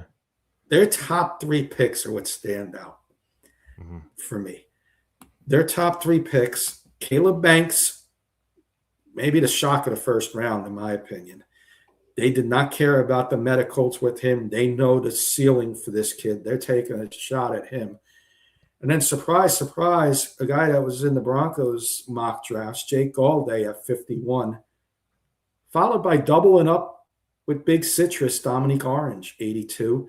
The huge Northwestern tackle in round 3, Caleb Tiernan. And then they get the safety line, Jacoby Thomas. I'm sorry, the defensive tackle. Charles Demings is a sleeper. And I don't know why he's on there twice, but they picked him twice according to this board.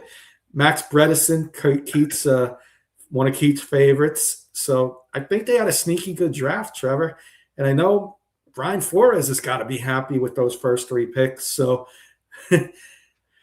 I think Vikings fans, I think you really did well on potential defense here. So I will say, and Greenyard going. I don't know where they're going to get their I don't see their replacement for Wesley Greenyard though. Jonathan Greenyard. Jonathan Greenyard. It's getting late. 4 straight days of podcasting, everybody. All good. I have to throw a little bit of laughs in there as well in between all these picks. But no, I mean, I think this draft class for the Vikings is going to be determined by Caleb Banks, their first round pick. If he's healthy, he can produce. That that's going to be huge for this draft class because I'm not overly concerned about the rest guys. Like I like Jake Goldday. I think that he's a very solid linebacker in coverage. We ranked him multiple times. The Broncos, he went a little bit earlier than maybe we had thought. Caleb Tiernan was a guy that fell down the board a little bit, but nice developmental tackle. Dominique Orange, I know, Kenny, that was kind of a guy that you really liked, really good in size. I've had a lot of really, a lot of great things said about him and his size. Max Bredston, that's Keith's guy, fullback there in Michigan. So, I think it's a solid class for the Vikings, but it doesn't matter for me. Hey, if Caleb Banks doesn't turn into the guy that you had projected him to be, taking him at 18th overall, then what's the rest of this class look like? Like this draft class is going to be determined on Caleb Banks, in my opinion. I'm looking at it now, and you don't think of these things when you're spot on, when the draft picks are coming in, you concentrate on other things. But looking at the graphic, they doubled up at defensive tackle because there probably is some concern for his injury, even though they took him at 18. Yeah. To take somebody like with Dominique Orange's talent could fill in if Banks is hurt. I think they are concerned, but I think they said, you know what, let's swing for the fences. If this guy's healthy, we're going to hit a home run. So, yeah. But they doubled up there, I think, probably because of that. And they lost Jonathan Allen as well this offseason, so it makes sense them addressing defensive line early. And thank you, Glenn, for pointing this out, because Brandon thanked us for hitting the Texans. Appreciate your support, Brandon. Bring your friends along. We want to grow. All 32 teams welcome. Absolutely. We're going to do this. Glenn, I'm going to do this for you. Going to do this for Keith. We're going to have a little fun before we speed it up a little bit. So this will be the last one we cover before we speed it up. So let me find them. Got to find them, of course. There they are. For Keith Brugman and Glenn Ashley. For those who haven't been at the Pickers in Draft Show, we had some fun yesterday. Keith's boy, Lee Hunter. Trevor, talk about this sneaky draft class, because there's players that you like on there too. I'll give you the floor and talk about them. But Keith should be here because two of his boys were picked 1 and 2 by the Panthers. I think Keith's going to have a little NFC team he's rooting for this year. Yeah, I think Keith's going to be a Carolina Panther fan, or maybe he's going to go work in their front office. I'm not sure, because the first two guys he's are his man crushes. That's why we had a little bit of fun on the draft show with Lee Hunter, and so it's a little funny joke behind the scenes. But maybe one day we'll share that story for everybody that did not or was not able to be there for the draft show. But no, I mean, I'm not the biggest Monroe Freeland guy. I think he has the upsides there for me, but I just think he's very raw as a tackle. Lee Hunter. All joking aside, Keith's man crush here. I actually like Lee Hunter. I think that's a great value there at 49. Chris Brazell, talk about a player that I've been very high on. I love Chris Brazell here in this offense with Tet McMillan. You pair him up with Tet McMillan downfield. This is a guy that can, again, this has on-screen speed and can stretch the field, and that's exactly what Chris Brazell is. He's been one of my guys from day one as well. Zaki Wheatley, I love that pick at 51. I totally forgot that he went there. That's a heck of a pick there in the 5th round. I had him a little bit higher. Heck, and some of the mock drafts I did, I had him day 2 pick. So the fact that he got there in round 5, that's a heck of a pick for Carolina. So I think Carolina actually had a really good draft. Not the biggest Monroe Freeling guy, but your other picks, Lee Hunter, Chris Brazell, Zaki Wheatley, Sam Heck as a solid pick there in round 5 as well. I actually think that the Panthers are on the right track with this draft, and if you're a Panthers fan, I think you got to be excited of what's to come in the future. I like Lee Hunter too, but he chose Keith Brugman, so. But so Keith coming after you again, and Glenn, I got to throw it out there. But I was a big Lee Hunter guy, hoping maybe for the Giants. It says it there, movable object, run stuffer. So that was my guy. I do like the Will Lee pick too. So nice there for the Panthers.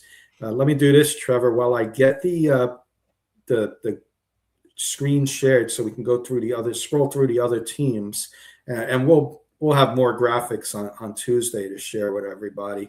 But let me do this, Trevor. I'm going to put us back on the big screen for now. And I want you to answer this question from TW while I get the screen shared for us. He wants to know, who was your favorite pick for the Broncos, Trevor? That's a great question. We TW, welcome once again. We did kind of touch on the Broncos a little bit, and keep in mind our grades will be on screen for everybody on Tuesday. We will unveil our grades for all 32 teams. We're just recapping the draft so far. Threw a couple grades out there for teams, so if you catch that, consider yourself lucky, I guess. You have a little bit of a sneak peek of what's to come Tuesday, but the rest of the teams we're going to be doing grades on Tuesday on the Juice, 8 p.m. Mountain Time, 10 p.m. Eastern Time. My favorite Bronco pick. TW, I'm not going to lie. It's Dallin Bentley. It is. It really is. I love the Dallin Bentley pick. I think that's a steal in round 7. He's I was surprised he was still there in the 7th round, honestly, for me. And I know we have another guy we haven't talked about, Jonah Coleman. I think that's a solid pick.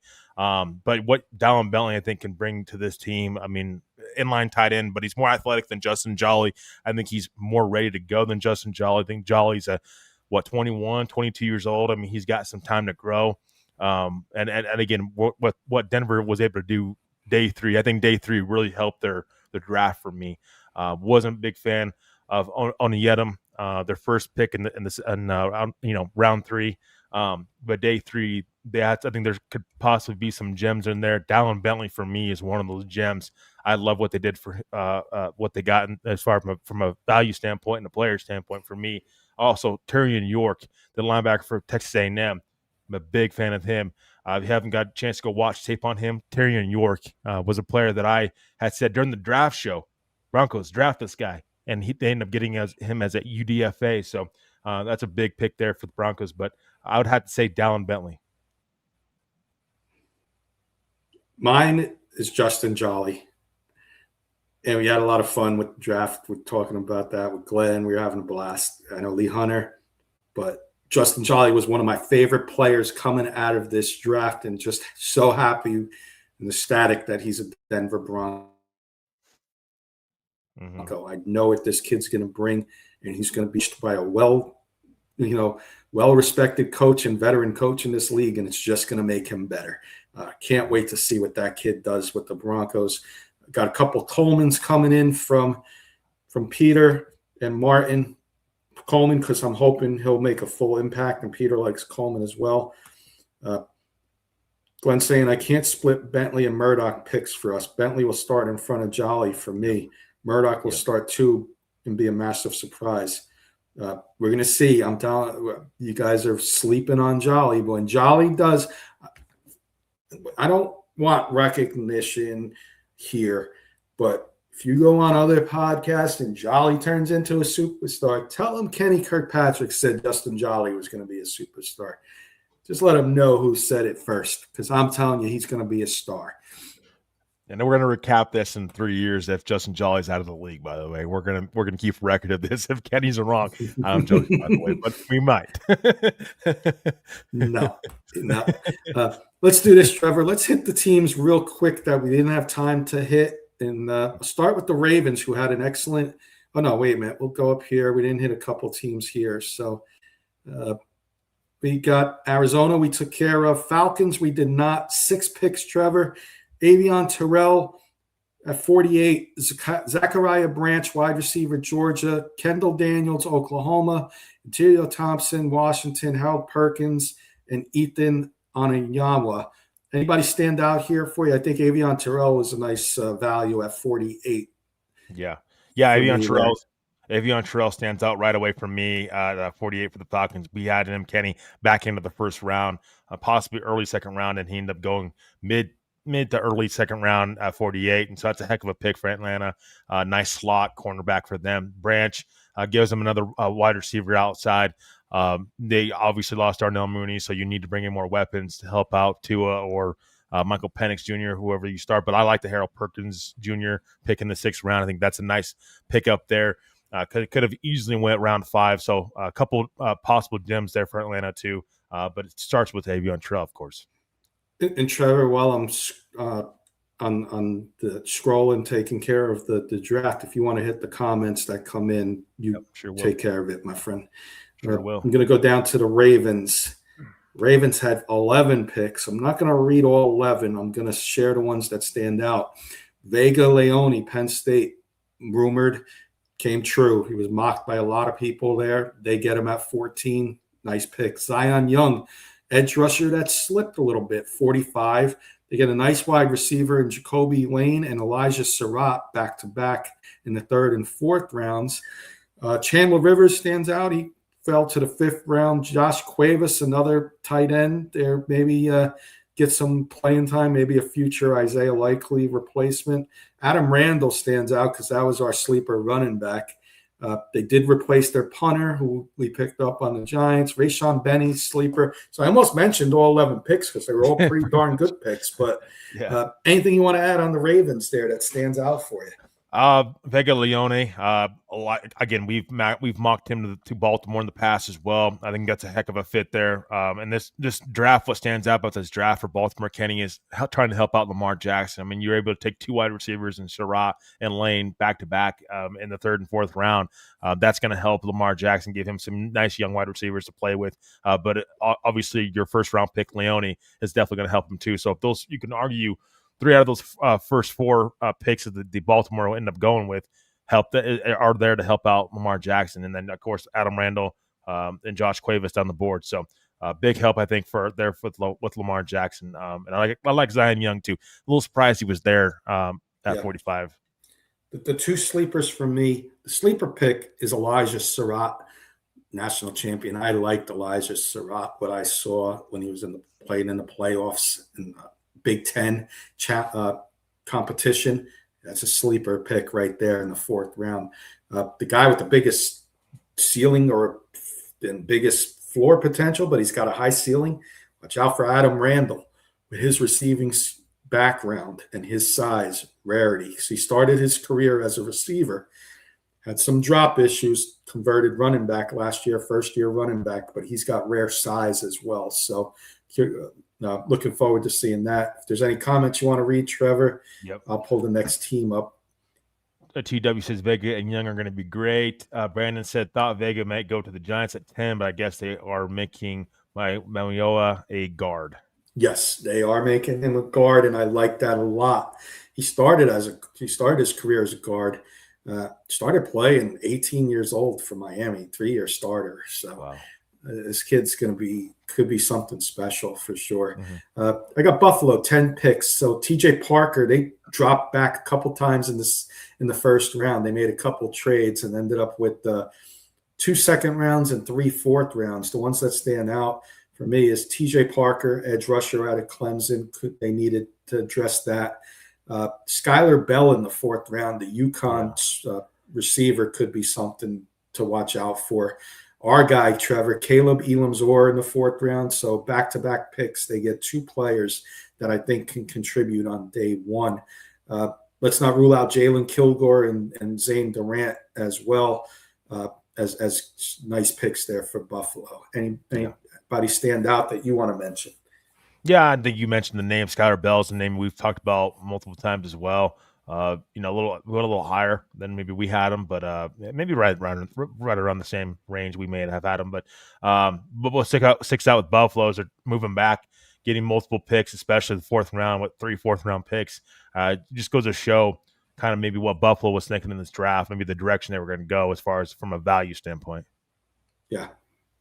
Any comments? Or you want me to move on? Glenn says Bills had a great draft. The trades really helped fill multiple needs. They smashed rounds 4 and 5 and all picks. 2W says Bell, Caleb Orr, Kilgore, Durant, Reed, Adams are guys I like. And that's it. Okay. Bears, 7 picks. Not many, but they got a good one in the 1st round that dropped a little bit. Dylan Thieneman was mocked as high as Minnesota. A lot of people had Minnesota taking him at 18. Drops to 25.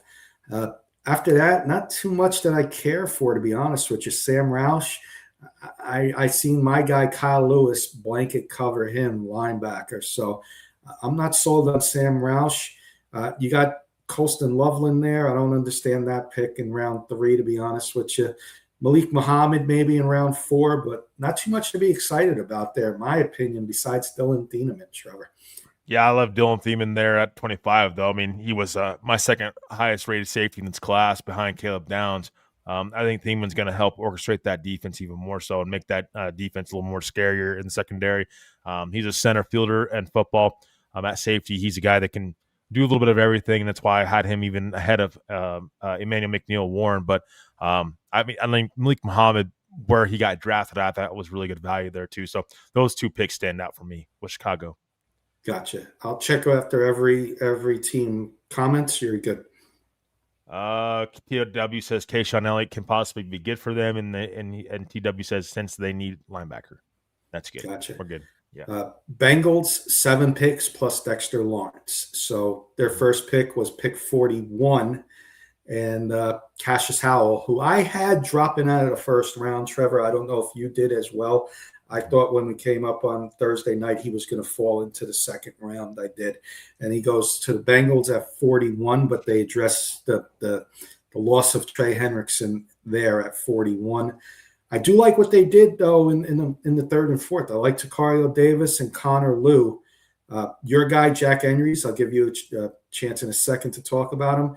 And remember this name, Landon Robinson, because Bengals and the first time in history, 2 Navy midshipmen were drafted in the same draft. So they both go in the 7th round. Landon Robinson, when we get to the Steelers, we'll talk about Eli Heidenreich, but just thought that was awesome. And Landon Robinson and Eli Heidenreich, thank you for your service at the Naval Academy. Yep, I agree. I'm right there with Kenny. All the Navy players got drafted, and there's even more so. More becoming draft picks in the NFL. Congratulations to all those guys. Very, great to see those guys dressing up in uniform and get a chance to walk on stage too, and just be able to enjoy draft night. Looks like Kenny froze on screen, so we'll continue here with Cincinnati, and hopefully he's back. Cassius Howell, 41 for me with Cincinnati. I mean, I think that again for me, I was a little bit higher in Cassius Howell. I think Cincinnati needed a chance to address edge rusher with this team. So I like Cassius Howell. I think he's a nice replacement for possibly for T.J. Hawkinson. Connor Liu dropping down to the 4th round. I had Connor Liu a little bit higher. It looks like Kenny's completely went off screen, so it's just me for a minute. I'll hold everything down. Connor Liu for me, he dropped down the board. A little bit more than I had thought he originally would have. And then Jack Henrys, I'll talk about really quick too. He was a 7th round pick in this class. I actually had Jack Henrys probably around round 5 for me. So Jack Henrys for me was kind of a steal there for Cincinnati day 3. So something to keep in mind for Cincinnati Bengals fans. Like Jack Henrys is an inline tight end that has athletic ability, can sit behind Mike Gesicki, and maybe to be more of a developmental tight end long term. And I got back just in time, Trevor. I'm going to share the screen again. Okay. Almost got through the whole show. I know what the issue is, chat. You all know I've been having the internet issues. I know what the problem is, so we're going to fix that by the time the juice is on Tuesday night, I promise. Apologies once again. So we took care of the Browns. Yep. Cowboys we took care of. Broncos we took care of. Lions we took care of.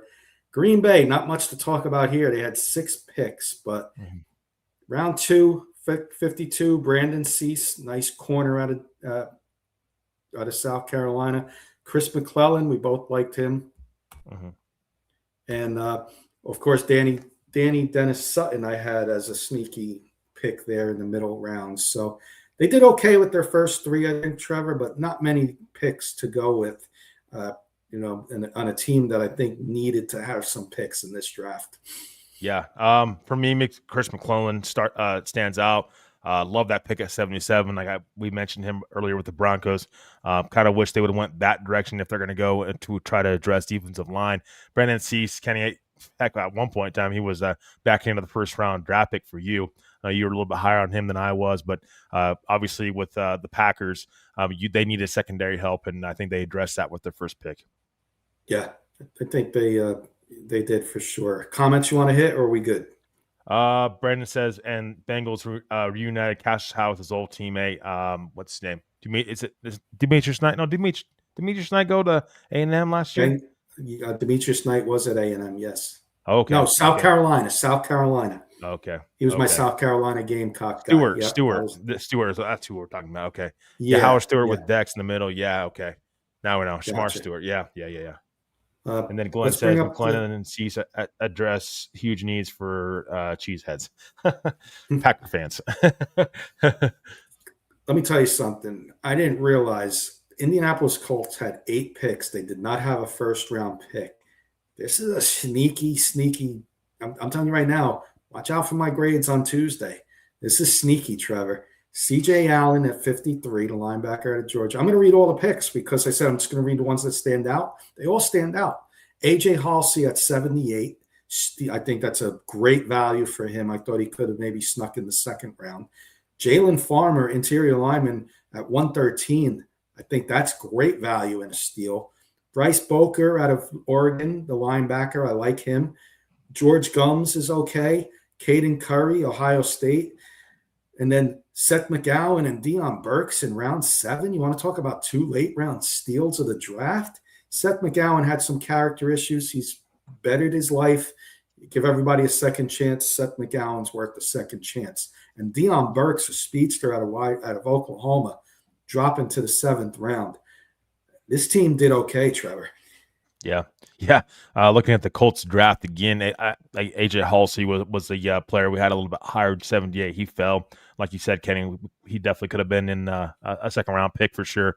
Farmer, that's a heck of a pick for the Colts there in the 4th round, too. Had him a little bit higher. And Seth McGowan and Deion Burks, we definitely had higher. So, yeah, solid draft for the Colts for not having a first round pick in that Sauce Gardner trade. They actually panned out pretty well, it looks like so far. Yeah. Comments, Trevor, and I'll get the next team. Yeah. Glenn says, I love their first 4 picks. McGowan, Burks, massive steals, almost as big as is stealing Manning from the Colts. We'll see about that, Glenn. TW says, Allen, AJ, Farmer, Bryce, Seth, Burks, all of those guys are good players. Brandon says, I think they may have also sniped CJ Allen from the Texans because Texans GM talked about how some guys dropped off the board before they switched to tight end at 59, 1 pick after Allen. And then Peter says Borcher was a linebacker I was hoping Denver would pounce on. Glenn says they ran out of Super Bowl luck at Indianapolis. Thank you, everybody, for the comments. I'm concentrating on the draft here, scrolling down for you. So, Trevor, great job with the comments. Jacksonville, 10 picks, and this is the head scratcher of the draft for me. Their picks here, and not many. Nate Bokercher, tight end Bokercher out of A&M, was not on my top 10, maybe even 15 tight ends. They go that route at pick 56, and then Albert Regis, defensive lineman out of A&M, before Emmanuel Pregnon, and that's the one that stands out for me. I had him mocked to Brandon's Texans at 28 in a couple mock drafts we did. And Tanner Koziel out of Houston in the 5th round could be a nice pick, but nothing else really stands out for me, Trevor. And I don't like their draft at all, to be honest with you. Yeah, definitely kind of a tougher draft. Borcher definitely didn't have him at 56. He was down the board. I mean, I think he was a day 3 pick, in my opinion. Albert Reed is kind of the same thing. I thought he was more of a day 3 pick. I like Jalen Husky, and I like what was the name? Pregnon. I like those. Those are my 2 guys in this draft. If I had to pick anybody out, Josh Cameron actually a really good pick up for them as well in the 6th round. So there's about 3 guys that I like in that whole class. But yeah, definitely tough way to at least start out the draft. And again, no first round pick with that Travis Hunter trade a year ago. Yeah. Want to hit the comment board? Yeah. Peter's never mind. Glenn says they ran. No, we got that comment. What a garbage class for the Jacks. Yeah, we'll see. Borkercher highly rated for his blocking, rose up boards late. Pregnon as a steal as Cameron in 6th round. 100% Glenn. Maybe 3 players with upside there for Jacksonville, but yeah, the rest of their class it's a little rough right now. A little scratch in your heads for sure. Yeah. Bronco fans aren't going to like this on Tuesday. I'll tell you that right now. But we got the Chiefs only had 7 picks. But their first 3, they really addressed first 4, they addressed defense, but first 3 with guys I liked. Mansour Delane, of course, wanted him on the Giants, and he was in play for the Giants if Monty Noah was off the board. I'm here. That's the rumors I'm hearing. Peter Woods, We're not crazy about him. We're right about him. Obviously, Trevor and I, Trevor being the Bronco fan, me following the Broncos. We hope Peter Woods is a bust. And R. Mason Thomas, I liked him a lot. Trevor, not as much. And then you get guy Trevor did like in round 5, Emmett Johnson. And then they get quarterback, right? Garrett Nussmeier, the one that was mocked in the 3rd rounds. Even as high, I saw one take Steelers in the 2nd round. Goes all the way down to 249. So they draft Garrett Nussmeier with some hope there. But I like what they did on defense, Trevor, unfortunately. So anything that you want to talk about with the Chiefs, you don't have to take too much time on them. I know you don't want to spend too much time on them. No. I mean, it's with the Chiefs. I mean, I think it's a solid class. I'm not high on Peter Woods, so we'll see at 29 how that pans out for them. I like Mansour Delane at 6. I like them going up to get their guy. I know there's been a lot of people that are against them moving up from 9 to 6 to get Delane, but because they thought Washington was going to take him. But hey, if he's your guy, he's your guy. You got to go up and get him. I do like R. Mason Thomas there, a nice edge rusher. Yeah, I mean, Emma Johnson as well. Emma Johnson, I think, is good value down the board. I mean, not a bad draft class for the Chiefs. I don't know that I would. Again, you'll have to tune in Tuesday for our grades, official grades on the Chiefs, but I don't think it's an A class for the Chiefs. So, No. But I think it's a solid class. And even with Mansour Delane, they still have issues in that secondary, in my opinion. You missed on the offensive line, and your guy, your best player in your franchise history needs to be protected. Got to remember that there, Chiefs. Let's talk about the team who had the first pick. Again, we're in the AFC West here with the Las Vegas Raiders. Of course, Fernando Mendoza, no shock, but a shock to me, maybe not a shock to Michael Ronquillo. Sorry he's not here with us tonight, but I'm sure he's busy somewhere. We'll see him soon. But they get his boy, Traden Stukes. I know he wasn't happy when he saw that. That stands out to me. Jamad McCoy, they take him in the 4th round. And, of course, the injury concerns there. But, hey, 4th round, you take a chance. Raiders taking a big chance here. Let's hope for Jamad McCoy, not the Raiders. Let's hope for Jamad McCoy. Surgery goes well and he can play in the NFL, because that would be heartbreaking if he couldn't have a chance to play in the NFL. So prayers are with you, Jamad McCoy. We'd like to see you compete here against the Broncos and the rest of the NFL.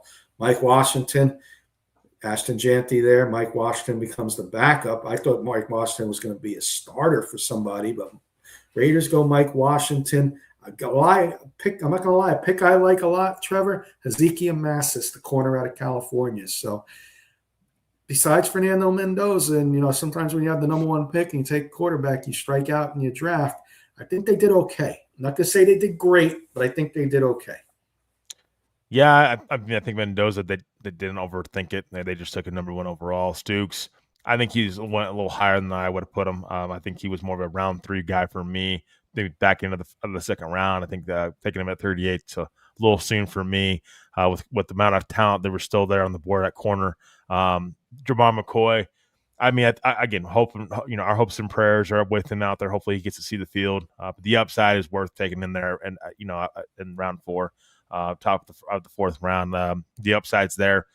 Possible number 1 corner in this class if he's on the field. There's a big if with that. I understand that, but again, round 4, he's clearly the best player on the board when healthy. You take that shot there. So I don't mind that pick at all after the Raiders. Yeah. Comments, Trevor, and I'll pull the next team up. We're going to round up the AFC West. But you want to hit the comments? Yeah. We got Glenn says, I'm so happy that the Chiefs got Woods. He's going to be a bust. Elaine is preparing for windburn and 3 waddle dances in the Arrowhead end zone. I like the Armisen Thomas pick too.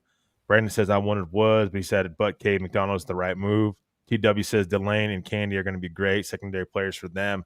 We'll see. They still have secondary issues though. There, Brandon. TW. Brandon says Texans fans freaked out when Mike Washington went 1 pick before us. Mike Washington also has fumble issues, so it's something to keep in mind. Like, might be a big emphasis on some of these teams and what they value. Glenn says I really like the Zahn and Washington picks for the Raiders. Prayers for McCoy and his surgery too. Peter said no, we absolutely would not. Raiders said, or TW says Raiders also had a great draft. Peter said, bust for the Raiders and go be good for an NFC team. TW says Chargers had the worst draft in the West. Awesome. Here comes the Chargers right now. Keem Mesidor stands out for me. 25 years old, but Chargers are a contender. I'm not going to, we're talking about all 32 teams here. It'd be foolish to say they're not a contender. They're a contender. And I said, Keem Mesidor needs to go to a contender. And that's where he's going. 25 years old. You don't need to develop him. He is a double-digit sack guy. He's got a lot of experience at Miami. I think that was a good pick there at 22 because we had him going as high as 15 to the Buccaneers. Trevor's guy, Jake Slaughter, they take him in round 2. Travis Burke, one of the guys I liked out of Memphis, in round 4, and another Arizona guy that Michael liked, Genesis Smith. So poor Michael, all the Arizona players he liked going to AFC West rivals. So not a great draft, not the worst, because I think they did good with Mesidor, Slaughter, and potentially Travis Burke and Genesis Smith. Yeah, I like Slaughter there in the second round. A little higher than I probably, would have taken him because I think he would have been down the board a little bit, and we've seen the drop off on interior offensive line kind of down the board. But I like Slaughter a lot. And then Genesis Smith there in the 4th round. I think that's a good pick there for the Chargers. But other than that, I don't think it was a great draft. Mesidor, fine player. Again, I just the upside for me, I'm not sure it's quite there. I think he would be a good plug-and-play guy, a high floor. The ceiling for me is not as quite as high as some of these other pass rushers. Right. Rams only had 5 picks. They took Ty Simpson. We hit them earlier. Yeah. Surprised at 13 for a lot of people. But the team who had a lot of picks, the Miami Dolphins, and a familiar face to Bronco fans, Darren Moogie.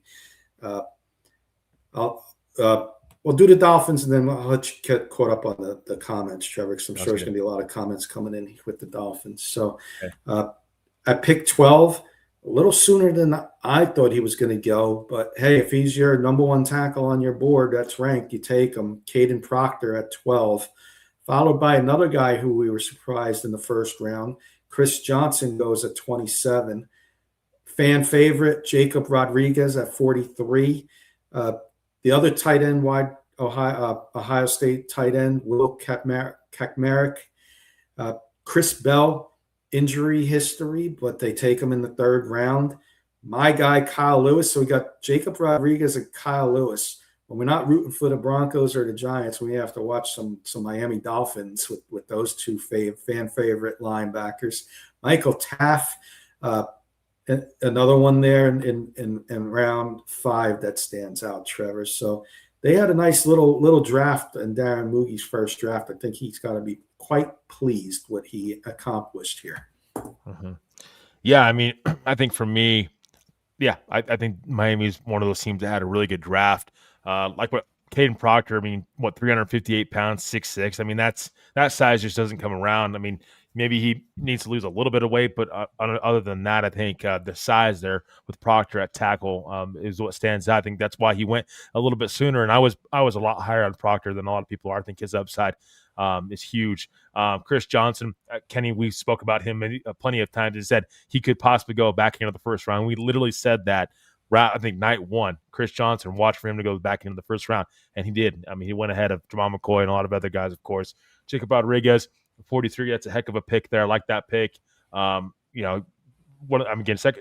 best inside linebacker in this class, right behind Sonny Styles. Chris Bell, if you can get past the injuries, this could be a really solid number 2 wide receiver for the Dolphins long-term. Kyle Lewis in round 4. It's really great value. Michael Tafe, the safety out of Texas, is a guy I'm really high on as well. A possible starter there. So I like what the Dolphins did with their draft. And, I think they really helped themselves long-term and got themselves some building blocks. Look at their positions real quick. Mm-hmm. Rodriguez, Trey Moore, Kyle Lewis, 3 linebackers. I wonder if they're going to try and maybe move Kyle Lewis to safety. Yeah, it's possible. 3 linebackers in the draft, not to mention the linebackers on their roster already. And early, too, like 2nd and 2 4th rounders. So they plan on these guys contributing, I'm sure. So Yeah. curious to see what they decide to do there. Trevor, hit the comments. I'll get the next team ready for us. Okay. We have Peter Johnson said Jake Slaughter's a really good pick for their own line. Center was a massive need.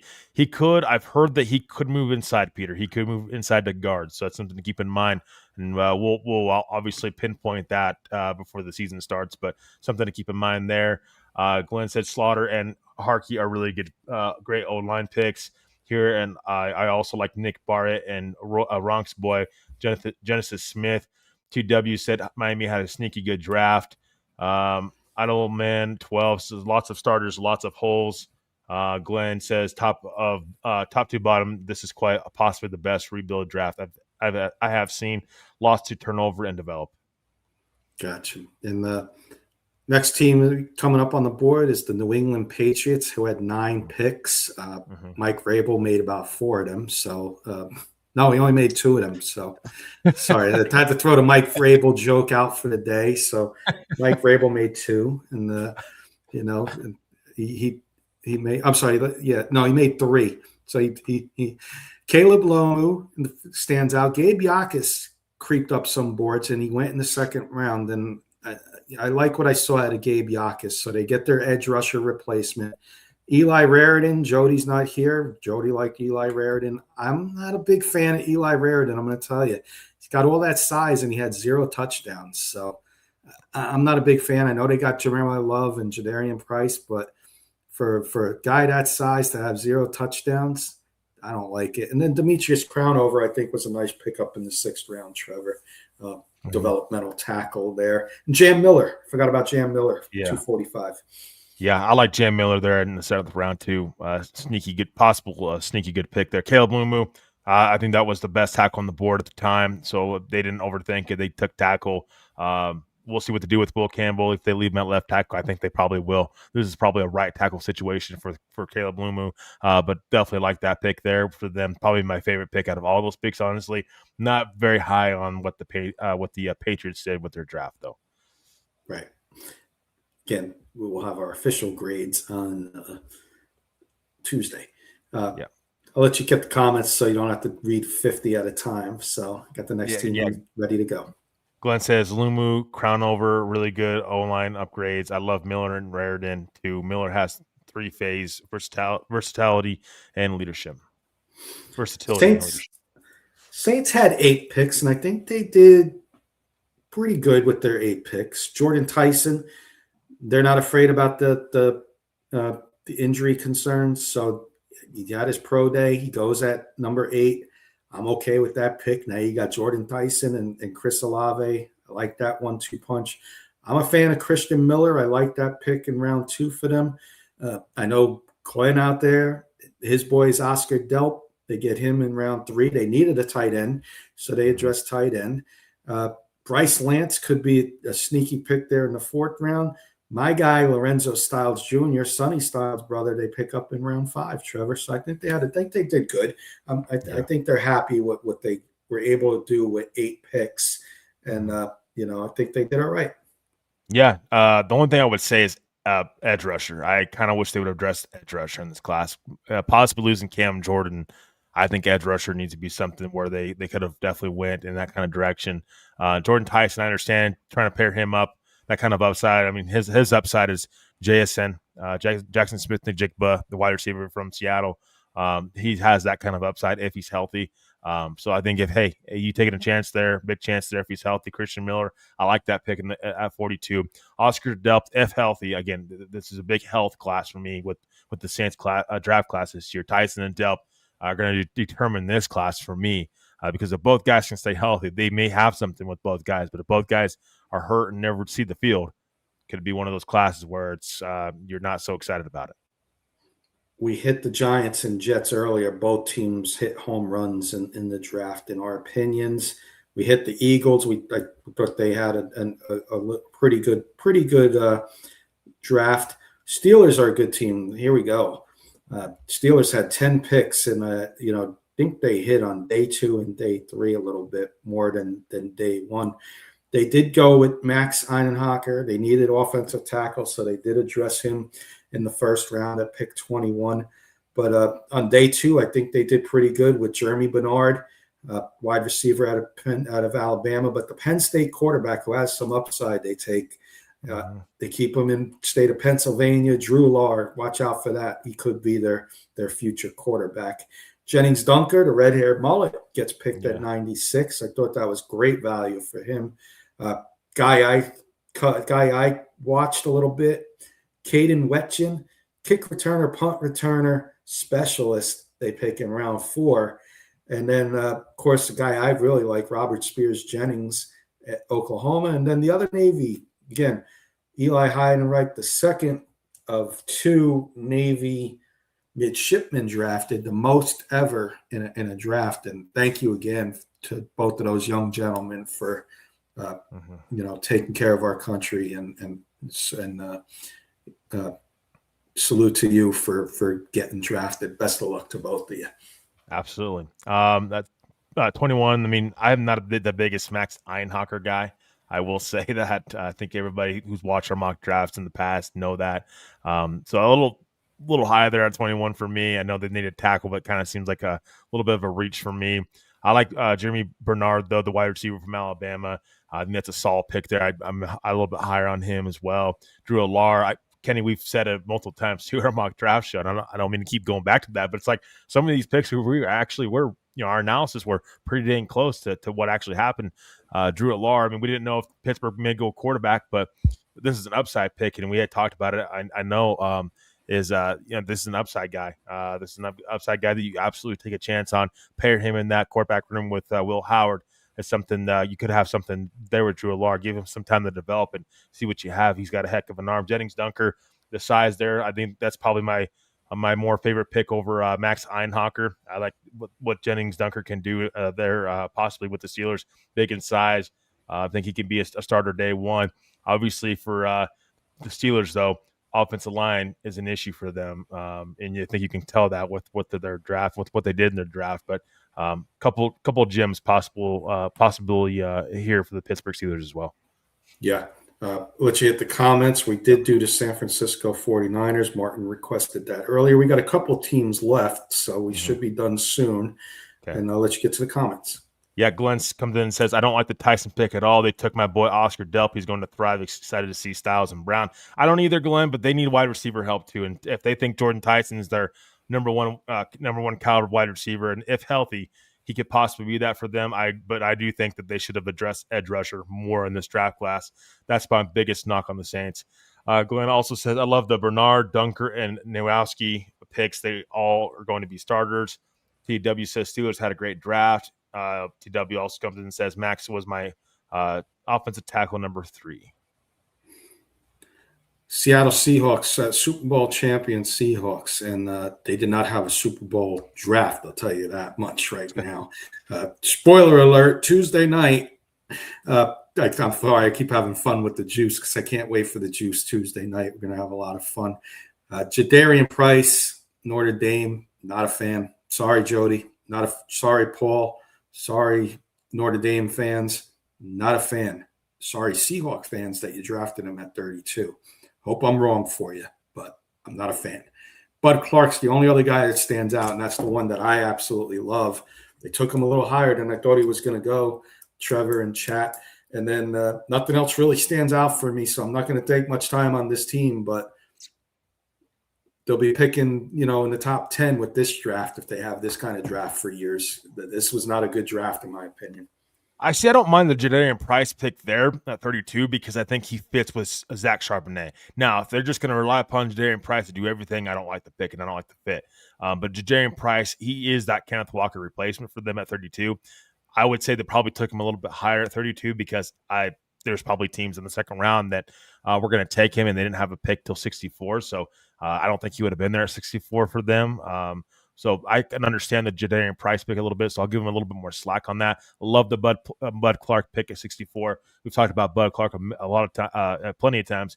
Julian Neal, I like that pick for them as well. Their secondary, I think that's what stands out for me. Bud Clark, Julian Neal, two really nice players to add, young players to add to your secondary. And I love Bo Stevens. I've talked about him multiple times as well in our mock drafts. Bo Stevens, the inside linebacker, inside offensive lineman, interior offensive lineman from Iowa. I'm big on him. So I actually like this this draft for the Seahawks. I think they nailed their first 4 picks. Come find out Tuesday. We'll be debating this one for sure. So let's go. Comments, Trevor. We got a couple more teams. Yeah, Glenn come in and said really like Bud Clark and Bo Stevens picks for Seattle. Tampa Bay, 7 picks. We already we didn't do Tampa Bay. No, we didn't do Tampa Bay. No. And it was one that we were going to do, but we did the 49ers instead. Okay. I like what they did at the top. Not going to sugarcoat it. Ruben Bain, that could be a huge steal. He fell all the way to 15. Nobody in any of our mock drafts and anywhere the experts had him dropping that far. And people were scared of his arms. I'm not. I know what this kid can do off the edge. And you say, oh, it's college. But I'm watching him against elite talent in the playoffs and getting by Ohio State tackles, getting by Indiana tackles and making plays and causing havoc, making plays when it counts. That's Ruben Bain. Josiah Trotter, another guy people had going to the Broncos, our Bronco fans out there, and Ted Hurst and Keontae Scott. You just talked about what you like with Seattle with their first 4 picks. I'm going to repeat what you just said. I love what Tampa Bay did in their first 4 picks. I mean, Ruben, to you, my friend. Ruben Bain, he's one of those edge rushers in this class for me that was definitely technically sound right now. I mean, he's ready to go day one. One of those like, hey, the floor is high with him. His ceiling is just probably not as high as like David Bailey and like Arvell Reese and some of those other guys, but the floor is definitely there with him. So I definitely understand where Tampa Bay is going, the direction they're going at edge rusher. Josiah Trotter, right in line there with Alex and Anzalone there in Tampa Bay. So I don't mind that pick for them there to the second round. Ted Hurst up, this is probably what their Mike Evans replacement possibly here with Ted Hurst with his size. I think solid pick. Get a chance to add him to that wide receiver room with Chris Godwin, Emeka Ibuka, and Tez Johnson. So solid draft, I think, for Tampa Bay. I think I'm right there with you. Keontae Scott too, being there in the 4th round. I think that's a really nice pickup for them as well. I love when you bring teammates over too, and that are both could be starting day. I'm not going to say Keontae Scott's going to be a day 1 starter, but he's going to be a contributor on the defense, maybe a future starter. And you have teammates that play in each other side by side. They know each other's strengths and weaknesses too. So helps defenses out. It helps when you got a couple players that know each other. I like that. And Keontae Scott's a pretty darn good player. Comments, Trevor, as I get to the Titans. Yeah, Glenn says really like we got that comment already. My bad. TW says Tampa had an elite draft. Yeah, I don't know if it's elite, but I think they had a possibly a good one. I say possibly because we got to see these guys play, of course. But Peter Johnson says Keontae Scott that late is good. And then Glenn says Billy Schroth is a great get at 160 for the Bucks. Trotter, Hurst, and Scott, good value too. Gotcha. Titans, 8 picks. They did not try and trade up for Jeremiah Love. They sat back at 4 and they went wide receiver Carnell Tate, to some people's surprise. After that, I think they did very well. Round 2, they go Anthony Hill, and then I didn't realize they didn't have a pick again until round 5. Big drop. They moved up 31. That's why Kendrick Falk, I don't want to miss him. He was one of the edge rushers that we both liked and had some upside. Titans felt that they had to move up in round 1 to get him. And then at 60, they get Anthony Hill right before the Broncos picked. And I've been hard on the Broncos for not moving up to get it. He's not an edge. They got him as edge there. He's a linebacker out of Texas. Nick Singleton, Penn State running backs could be sneaky good. Round 5. Pat Coogan, you all know I like him. Told you, MVP of the Rose Bowl. First time in over 50 years, interior lineman gets that MVP at the Rose Bowl. National champion with Indiana, runner-up national title at Notre Dame, knows how to win. He's going to be the anchor soon at Tennessee. Love what Tennessee did there with their picks at 4 and 31 and 60, and I think they did pretty good at 165 and 195. Above average draft for them, for me, Trevor. Yeah, I think they had a solid draft, and I will say if they didn't trade back to get Kendrick Falk at 31, my grade for the Titans was definitely going to be a lot more harsh, and I was going to be more harsh on them for passing on edge rusher at 4. I was a little surprised they didn't go Arvell Reese at 4, and they passed on Reese, and that's why I ended up slipping to the Giants at 5. But they must think Cardinal Tate's a possible number 1 wide receiver. And so I'm not going to fault them at all for taking Cardinal Tate at 4, though. I mean, I think he was in play for them. One of those players that was definitely in play for them before. Sonny Styles was in play for them at 4 as well, I thought. So obviously Jeremiah Love going to 3. We don't know how in love the Titans would have been with Jeremiah Love, but I like what the Titans did in this draft. I think it's a good, solid draft. We'll see as time goes on. Was it the right pick there at 4, taking Cardinal Tate maybe over a guys like Sonny Styles, Arvell Reese, guys like that. One last team, Trevor. You want to hit the comments before I get to the Commanders? Yeah, TW says Titans had a good draft. Glenn said I really like the Titans draft class. A lot of good starters and developmental talent. Carsons and Coogan's will solidify protection for Ward. And he said, come on, autocorrect. Washington, the last team, and they were in line for Mansour Delane, but when the Giants passed up Sonny Styles, somebody was going to sit there at 7 with them. So they take Sonny Styles at 7. Wide receiver, I like a little bit here. Antonio Williams. They needed to address wide receiver as well. They get Katron Allen in the 6th round, but this is a team that only had 6 picks. Yeah. Why? I don't care. It's pick 223. Uar Bernard's out there.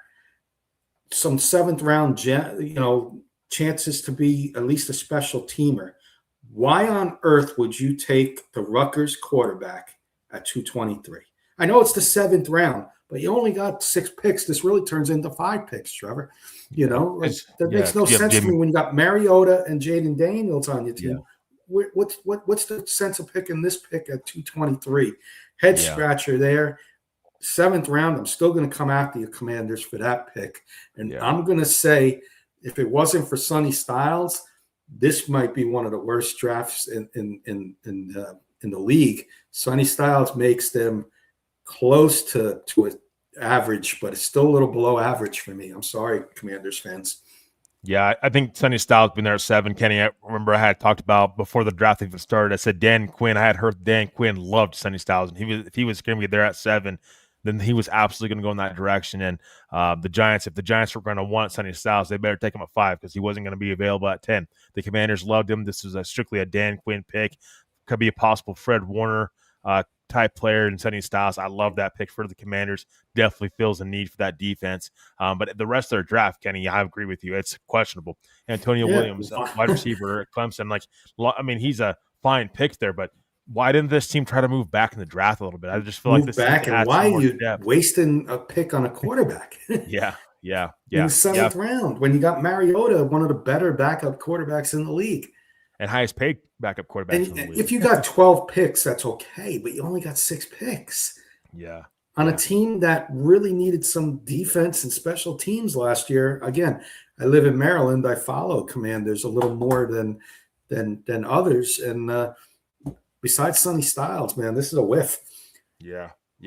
No, I don't love it. I don't love that they didn't try to trade back, at least from 71, and try to get more picks. I think there was great value there in round 4, possibly more depth for this team. I think should have definitely been in play. It makes you wonder though if Sonny Styles isn't there at 7, if they do indeed move back, because I guess they weren't overly in love with Mansour Delane, which makes no sense to me because they need cornerback as well. And that's another thing. They didn't address cornerback. So definitely I think Commanders draft after Sonny Styles was disappointing in a way. Real quick, we'll give everybody a couple-minute warning. TW's disagreeing with us, saying they had a great draft. Sonny Styles is great. I like Antonio Williams. But when you only got 6 picks, TW, why are you taking a quarterback at pick in the 7th round? You can get a special teamer if you want to take somebody with upside. If you don't think that, if you think all 7th rounders are going to be a bust, then swing for the fences and take Uar Bernard there before the Eagles have a chance. Yeah, I agree. You're taking a Rutgers quarterback that's never ever going to smell the field. Yeah, I don't understand it either. I still don't understand moving back and not getting more picks. That's my biggest thing. It's not even the Rutgers quarterback, in the 7th round. It's Right. also they have more picks. Yeah. And here's the difference between the Broncos and the Commanders. Broncos 7th round picks. Bentley and who was Mr. Irrelevant, Trevor? Um, the linebacker Murdoch. Murdoch. Yeah, 2 guys that can definitely be special teamers at the very least. And you love Bentley, that you think he's going to be a future player here on the Broncos roster. And Red Murdoch, I think, has got a really good chance of not just making the roster, but being a contributor for the Broncos at linebacker in the future. I think you take chances there. That's the point I'm trying to make. Broncos get 2 7th round picks that can contribute on the Broncos. Commanders take a quarterback that's going to be lucky to make the practice squad. yeah, yeah, yeah, yeah. He's saying the only bad pick is the Commanders, but it turns into a couple bad picks because you had only 5 picks. Yeah, not very much ammo to play with, that's for sure. No, you should trade back, like you said, get a couple picks. I said that, at pick 7, if Sonny Styles wasn't there, I would have traded back, and see what I could have gotten. But Sonny Styles was too good to pass up. That's their only passing grade. And Antonio Williams, I do like. I'll give them a passing grade with those 2. But Commanders are going to be fun to talk about on Tuesday. Absolutely. And will be part 2 of our coverage of the draft. So looking forward to getting into that. But, I think we're ready for final thoughts, Trevor. Yeah. Okay. Sorry, I can't even fix my headphones. There you go. I could barely hear you for a minute. Final thoughts for me. I mean, it concludes our 2026 NFL Pick is in mock draft show. It's kind of an emotional time in a way, Kenny, because I'm like I've loved doing this with you every Sunday. It's been something we've done for a month and a half, 2 months now, consistently every Sunday. Other than Easter, because it was Easter Sunday. Other than that, we've had mock drafts here for everybody every Sunday. And so I just want to thank you, my friend, for doing these with me. Being a part of this, it's been amazing. Just seeing our draft shows. I remember day one when we started, we were writing it down on paper. And I know I've told this story many times, probably a million times by now. We were writing it down on paper. We weren't even putting it on screen yet. And now we're using simulators, different situations, and trying to get everybody prepared for the draft. And we're doing our own draft analysis behind the scenes. I mean, it's been amazing. The graphics that you've been able to put up, my friend Kenny. I want to thank you and appreciate everything you do. And it's an honor to be your co-host of this show. And definitely looking to the 2027 NFL Pick is in mock draft show, because it's going to be a lot of fun. We're going to continue to get better at this, and we're going to continue to grow the show. It's been amazing. And we want to thank our fans out there as well. Lastly, I mean, they're just I should say first and foremost, because you guys, this is what we do it. I mean, we do it for all the support out there. That ladies and gentlemen, just it means a lot to Kenny and I, just seeing all the support you guys give, the comments after. We love being able to, just do these mock drafts for you guys and try to get you caught up with the draft. There's so much in this that goes on in everybody's lives. We understand, but just whether you watch live or even after the fact, just from the bottom of our hearts, Kenny, and no, I can say this for both of us, truly thank you to everybody that watched our mock draft shows this year. It's been amazing. We've loved having everybody from all 32 teams come in, and we can't wait to continue to add to our mock draft fans and again, our juice. Kenny and I will be back with the juice every Tuesday, 8 p.m. Mountain Time, 10 p.m. Eastern Time. Everything you said, Trevor, I echo. TW's comment, already ready for the 2027 class. We are too, TW, and sooner than later, we're going to be talking some college football as well on the juice, and we'll be talking about some prospects and some players to watch. Echo everything you say, Trevor. I want to thank all the supporters, all the new faces we found on this show, new friends like Brandon and other fans. I saw Farm Boy earlier, and people that weren't here tonight, but that have been with us each and every week on the mock draft show. I want to thank, you, of course. I want to thank our co-hosts, Keith and Jody. They came on a couple of times. I want to thank everybody for the 3 days of hanging out with us, the long grind, and came on air with us. Mr. Glenn Ashley, he was with us yesterday. I want to thank them. so many people that think I feel like I'm getting an Oscar award. I feel like I'm getting an Academy Award here, guys. But awesome stuff. Tune into the Juice. We're going to have some fun on Tuesdays. I promise you that show is going to be a blast. And I'll read Glenn's comment in a second. Trevor and I are working on another project. Going to be a couple weeks before we make an official announcement, but I can promise you all this. It will involve all 32 teams, so we will be finding familiar faces, and we'll be getting more new faces. We got a project we're working on. We'll make an official announcement in a couple weeks, and we'll set a launch date for everybody so we can see you all back here on Sunday nights, which I absolutely love the most as well as Trevor. So thank you all. We'll end on this one. Glenn, great work over the past few months on the Pick Is In Draft show. All presenters, guests, juicers, and posse, invite your friends. Subscribe on YouTube, even if you use Facebook to help the algorithms. Thank you, Glenn. Like and subscribe. It helps us out. We're trying to find all fans from all over the world, like Glenn out there in Australia, Patrick in Hawaii, Graham from Canada. We're trying to find all 32 teams, fan bases, and we're getting close. So thank you, everybody. Share with your friends. Tell your friends about us, especially if they root for a different team. We want them over here. College coming up. If you root for a college team, come join us. We'll start talking about those prospects soon on the Juice. Trevor, my friend, let's sign off and say have a good night, everybody. Cheers. I'll just give a cheers. It's not the Juice. It's just a little iced tea, but we're going to cheers everybody the way we all know how. And we'll say goodbye, but we'll be back soon. See you for season 2.